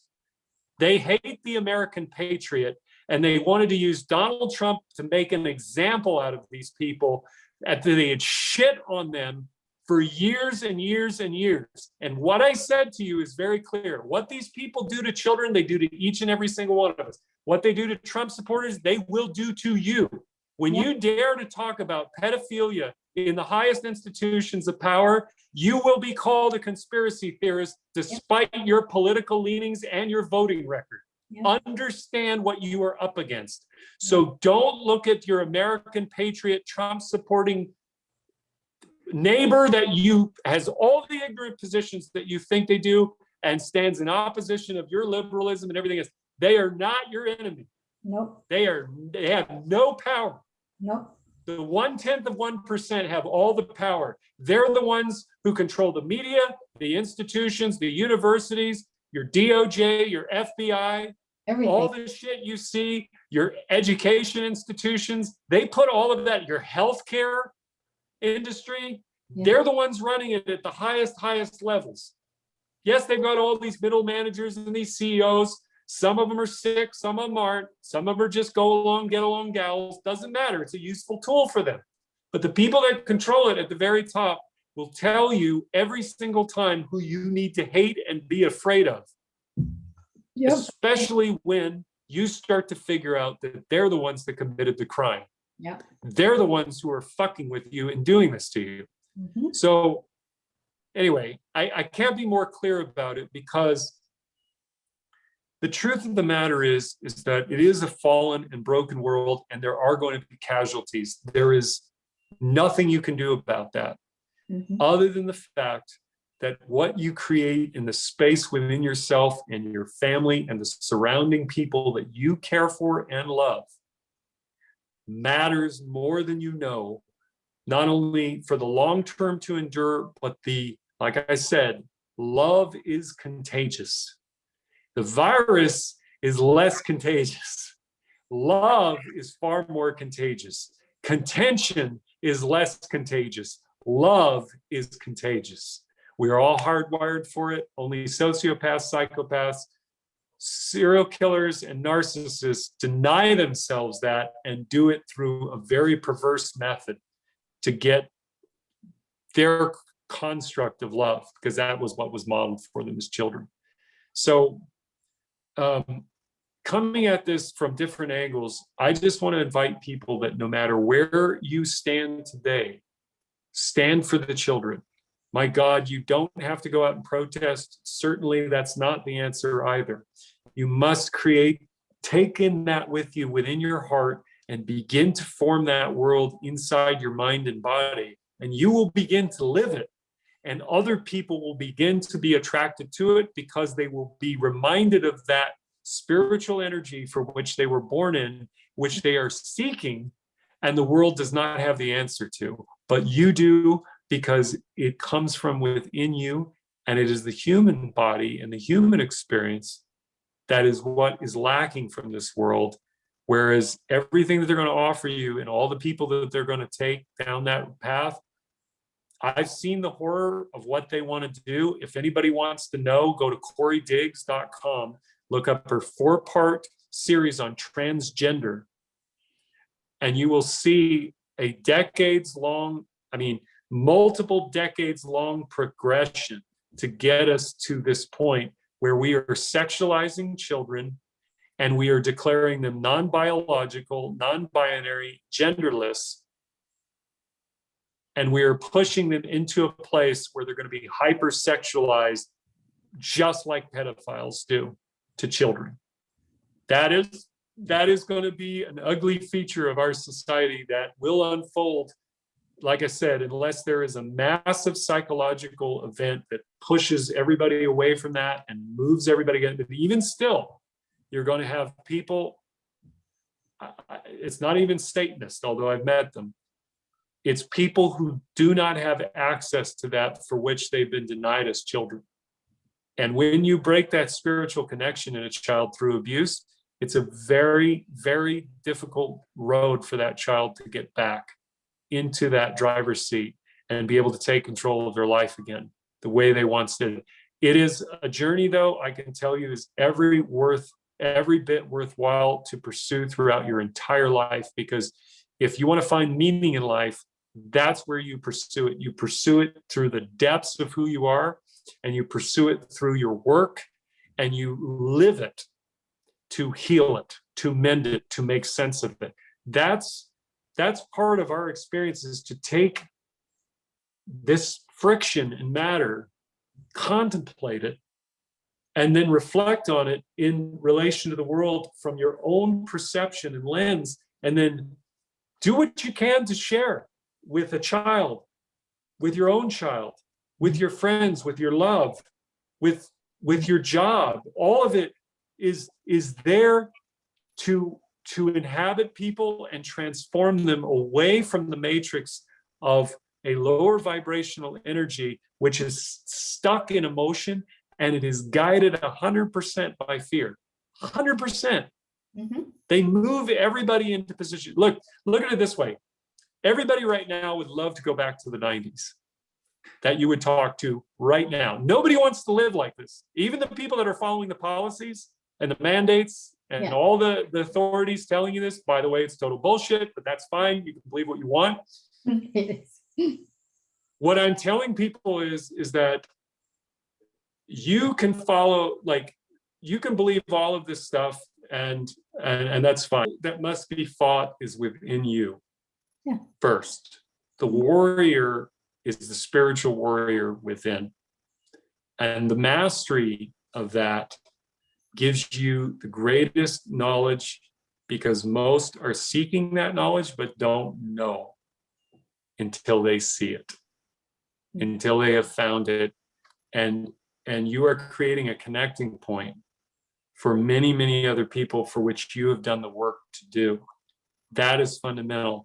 And you can still, like, it's not about a position where you reject the world. It's actually to embrace the world. Embrace the world through your job. Embrace the world through your creativity. Embrace the world through all of the expressions that you do, consciously and unconsciously, and look at it objectively and say, I am a part of all of this. There is a greater purpose and meaning for me that is beyond the world's definitions. Mm-hmm. It's the one I create inside, the way I feel, and my connection to my creator, both above and below and within. And that's really, I think, the place that we're moving into, little at a time, but we have a lot more to go before we get there. Some of it, like you said, there's going to be major disruptions coming. There's going to be other deceptions. There's going to probably be other agendas rolled out, or they're going to manifest in front of us, and we're going to have to deal with them. But again, reaction in response to them, or response knowing what you need to do, where you can help rather than fight. That's, I think, really the mindset is just the turn of how can I help versus fighting and resisting and attaching and having negative emotions against what I don't like, but focus on what I do love, because there is an equal and opposite point in the light from every point of darkness that you can mark. It truly, truly is. And when these people do this, they know full well that they're laying down markers that people will follow who don't see where the light is going. And if you don't shine your light in the world, more people will go into that darkness than there will be people going into the light. That's a really good point. Okay, so med beds. What do you know about med beds? I know that med beds were on YouTube up until a few months ago, and then they deleted the videos from some of the showcases of, and the little that I know, here's what I do know about the technology: energy, frequency, and vibration. They have quantum machines that use Tesla technology to hit DNA. Mhm. And because they're able to hit them at such a high frequency, they can destroy cancer cells, they can destroy all sorts of diseases in your body and give you a total biological reboot, essentially. It's like having a rebirth at 40. Yeah. Where your DNA is like reset and retuned, and it's like going in and getting like a tune-up that modern medicine and surgeries cannot do. So It's like Star Trek technology. You know? So other than Trump, who used this machine, do you know anyone else in your circle? Well, I have two people where I live who are into this technology and have bought it and brought it in from Germany and Japan. Okay. From private buyers. They can't advertise it, obviously, because the medical community would come after them. And they have cured people with stage 4 cancer. Mm-hmm. They're a Christian group. They bring in technology that is actually described like Sophigo frequencies. They're actually in the Bible. Mm-hmm. If you're looking for it. And so what they are doing is they have retreats where they'll bring in people with chronic disease or massive traumas, and they will get them on a regimen, both with diet, meditation, and these frequency machines. And within a week, these people go away and they're completely healed and healthy. That's wonderful. Because nobody believes me when I post these things up in my my Facebook post. I totally understand. And I tell people, like, if you want to have an understanding of it, go to a sound bath, with the quartz crystal bowls or the Tibetan bowls, and see how frequencies actually play a role just by you laying down for an hour and having those frequencies resonate in that room. People have these experiences. I did. I mean, it releases tension. It takes you to, some people see shapes and colors. Some people have vivid, I wouldn't call them dreams because they're awake, but they have vivid visions, all sorts of things that they didn't premeditate. And the net effect of that actually over time, because these bowls are all tuned to certain frequencies that are keyed into DNA, that it begins to change your brain. Yep. And your mood, and you begin to, it's not so much I got to go get my sound bath. It's more so it's a recharger, and then you go back out and you accumulate more and more calm, intelligence, a stable mind. So that's a practical thing that people can do today, especially in LA or California, wherever they're at. I know in major cities they're all doing sound baths now, and obviously there's meditation groups just exploding. But the key is that frequency is not to be underestimated. It's the power of the resonance at certain levels of frequency, what that does to your DNA and your cellular structure. And there's evidence of this out on YouTube where people can look up that Japanese doctor who was a scientist and took his students and he studied water under a microscope, with intention. Where they spoke peace and love to the water, and they put it under a microscope, and it looked like this beautiful precision, like almost like perfect geometrical shapes. And when they hit it with like hard rock music and very, negative vibrations, it all looked disgusting and ugly. And they went to the lake, and he had his students, they took water sample of the lake before and after. They had some contaminants in that water. Mhm. And the students for 20 minutes prayed over that particular area of the water with intention, took another test, and the pollution had dropped by 40%. And he was like, well, come on. But it's like, all right, again, are you something or are you not? Yeah. All right, because in this world that they're giving you, they'll give you an identity, but it's not what you are. And people are really upset when they realize that, and they're discomforted in life, and they have breakdowns sometimes because that illusion drops. So the question is that is there any validity to this? As far as my investigation goes, I can say with certainty those med beds and this technology should not be dismissed. Because if you believe that these people have given you real health care with the prices and all of the things that they've done to put you on this medication, this therapy, that therapy, and you're still treating symptoms and you're not getting rid of the root cause, know this, JP Morgan Chase and the Rockefellers, along with Rothschild, this is well known. They all started the pharmaceutical industry over 100 years ago, and it was known at the time when they did that. There were two things. Every single one of them used holistics, natural cures, and they decided that they were going to create the pharmaceutical industry. Why? To make money on treating symptoms. And then it became a place of control as it evolved over time and has become one of the biggest drug cartels in the world. And when you know those facts and you know who you're dealing with and you know who the players are, you see all of the bullshit and the deception that they've given you.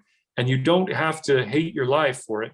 You have to then go find the real world, the one that we're talking about, the one that we're pointing to. So that is I'm glad that more people are known about the med beds, because they were on YouTube until everybody started talking about them. And then they got to delete those videos. Guys, this channel has violated the policy. I'm like, what? Wait a minute. This was a guy from five years ago. Yeah. At a showcase saying, guys, this is blah, blah, blah. And we're here with this doctor and he's going to talk about how this works. Oh, you mean they were just making it all up and they had thousands of attendees come to these conferences and see the technology and participate in the studies and the demonstrations, but it wasn't real. Okay, sure. Anyway, I want to impart to people is like, if you take technology in the direction it's going now, and you were to reverse the flow of it and turn it back to bringing us closer to humanity, imagine what we could do with virtual reality. Imagine what we could do with gaming, with all of the technology that's going to be deployed. If you just take the mindset of going, how do I heal? And go meet people at their level, at the technology level in VR and say, I have created a program that will help you with your trauma, that will give you an experience that will connect you with nature in the digital realm. Because some people just don't know and they won't go out. But even if it's artificial, if it can simulate, again, virtual reality is reprogramming the subconscious mind. Even if it can simulate, it's stimulating the neurons in the brain, which are reactivating all of those powers again. And so what I impart to people is like, don't think of the world in terms of all that it is as they have given it to you. It's so much damn bigger. In fact, you don't even have to believe in the conspiracy of anything just to know that, is this all life is in 2021? This is the best we can do? This is really the height of our intelligence with all that we have available to us. That this is the shit we're doing in 2021. It's like, no, I don't feel that that is the fullness of the world.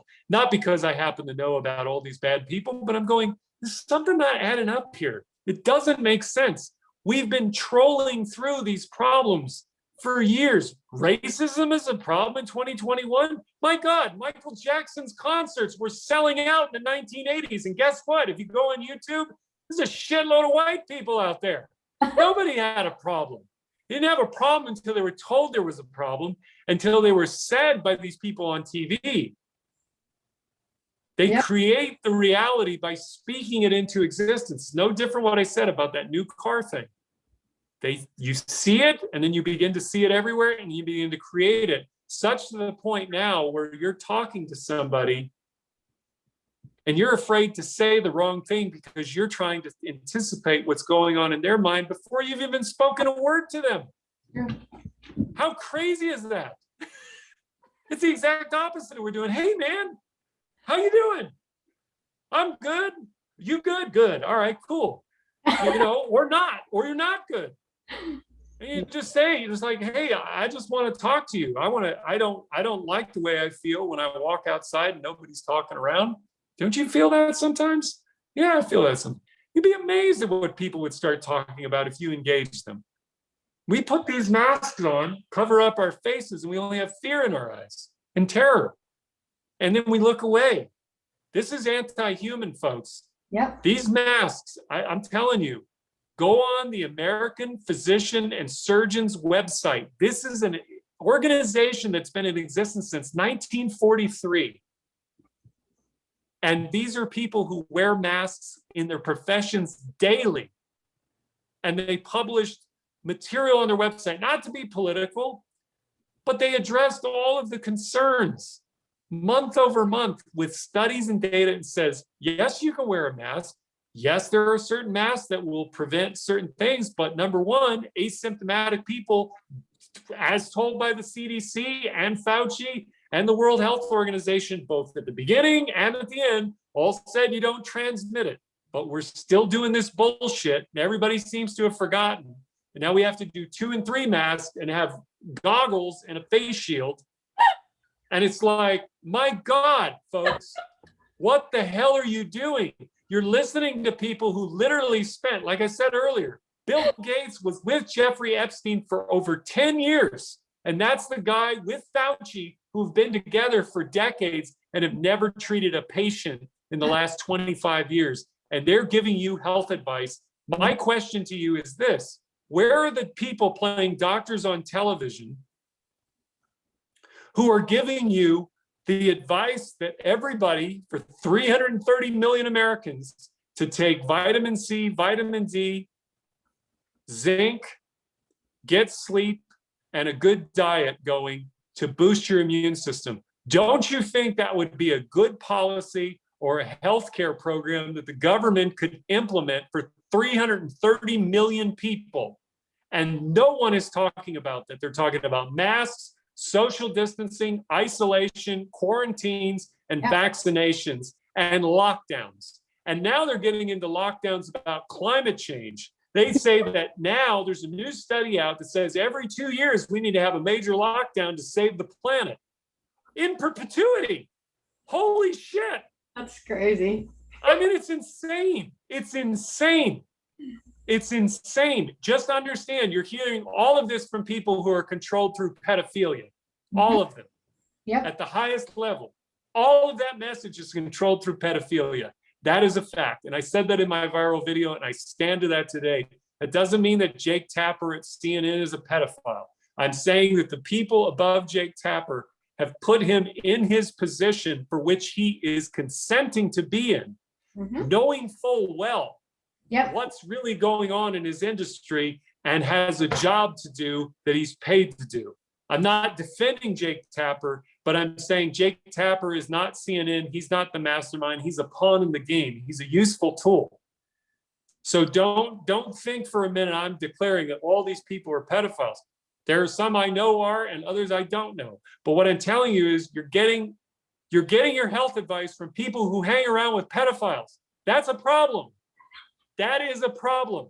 You would not take health advice from any doctor who had been registered as a sex offender for having fucked around with kids. You just wouldn't. And yet these people are put on TV, and people still know this fact, and it's still out there, and they go, well, I don't know. I got to listen to it because I don't want to die, because you're afraid you don't want to die. And they know that, and they're going to use that. And like I said, they put fear in you. They put fear in kids. It's the same fucking thing. They're going to do it. I'm just being very matter of fact about it anymore, because I'm sick and tired of having this argument with you. I'm with you. I'm with you on this. Yeah, I'm not yelling at you. I'm just yelling at like anybody's like, do you guys not get it? Trust I'm me. like, I'm sitting here, I'm like, I feel like, you know what I feel like? I feel like Will Ferrell at the end of Zoolander, you know, and he's like, I feel like I'm taking crazy pills. You know, it's like, he only has one look. It's the same look every time. And you guys think it's different. He calls it Blue Steel, Magnum. It's like, it's the same look. And then of course the brilliance of that scene is like, one look. And then he does it, and they're like, oh, it's amazing. But that's what I'm saying. It's like, it's that kind of like, Yeah. that kind of insanity that's going on. I don't think And we're not, I don't yeah, think go ahead. I don't think they realize the connection. And No, they don't. no, they don't. That's the reason why I think that this video would be good piece for them to listen to, because then coming from you with your own experience, and it would really help them open their eyes. So this is really perfect. Michael Jackson, Princess Di, Prince Elvis, are they alive? I don't know. Okay. I don't know. All right. I think Michael Jackson was murdered or exited. However, I think what they do at the highest levels, they either kill people or they make them go away because they become too much of a liability rather than an asset.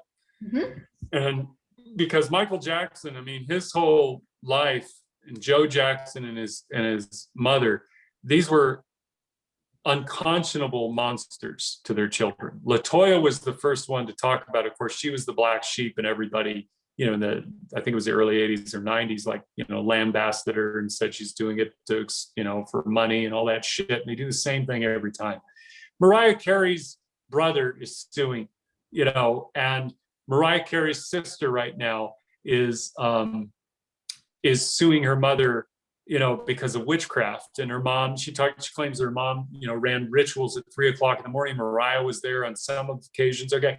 What the press does is they try to make any valid claim of legitimacy that should be investigated as a conspiracy theory by discrediting Mariah Carey's daughter, or Mariah Carey's sister, Mariah Carey's mother's daughter, as just wanting money because she's a crack addict and she's been a prostitute. It's like, well, that's your own daughter, by the way. What do you think you think she just, oh, she's just a bad kid who makes shit up.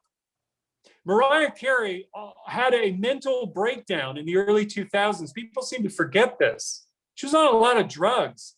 She was having emotional episodes on live television. I remember with Carson Daly on the TLR, you know, with MTV, she had a meltdown. She was like losing it on live air. Okay. Now the brother's coming out. And the thing is that the media will go to work on attacking all of these people as holding up Mariah Carey's mother as though she was a good mom and it's just her bad kids that are coming after her. So when I know you asked about Diana and all this, but I want people to understand it's like they are going to protect their secrets to the end. And I was fortunate enough to be in a position of Hollywood that I wasn't so high up in there, but I had been around there and I had been around all of these different people, and I was never a threat because I wasn't talking about Jesus and God, and I wasn't satanic, but I wasn't religious, I wasn't spiritual in their way. Mm-hmm. So I got to see all of this and I got to reflect on it, what I saw, what I went through, what my friends went through, what actually happened, the secrets that I heard from other survivors and the people that were involved at the higher levels within the satanic worship that's going on in Hollywood, in the music industry, people selling their souls. Yep. People sell their souls to get power and money, and they do it through a ritual. Yep. And that's actually been on camera before, on the internet, on social media, and they quickly deleted it. It was a couple of rappers a few years ago that were showing, you know, that he was going to go, quote, he was preparing for his ritual, and then they showed the outside with the fire and the star and the pentagram. And look, the thing is that these people believe this crap. And Princess Diana, when I look at her and I saw some of the earlier footage, she it's reading on her eyes in these interviews where she's talking about how she doesn't fit in with them. Yeah. And I'm not saying that she knew the whole totality, but she knew enough that she realized that they're going to reject her at every step of the way, mainly because of her maternal nature, her loving gentleness. I also believe she was a child of abuse too. But Michael Jackson was as well. Michael Jackson was molested, raped, you name it. That kid had, when he became an adult, he recreated his childhood. He did it in the way that he felt was safe.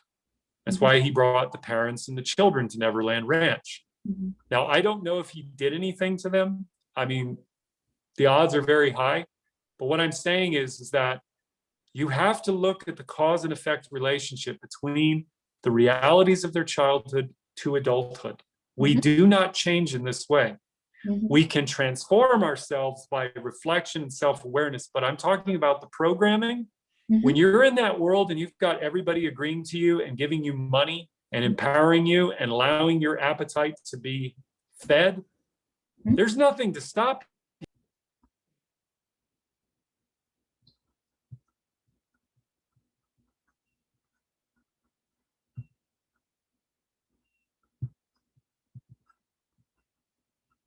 I lost him. Anyway, that was a good interview, guys. Hopefully I can bring him back on. Let's wait a little bit. That was a great interview.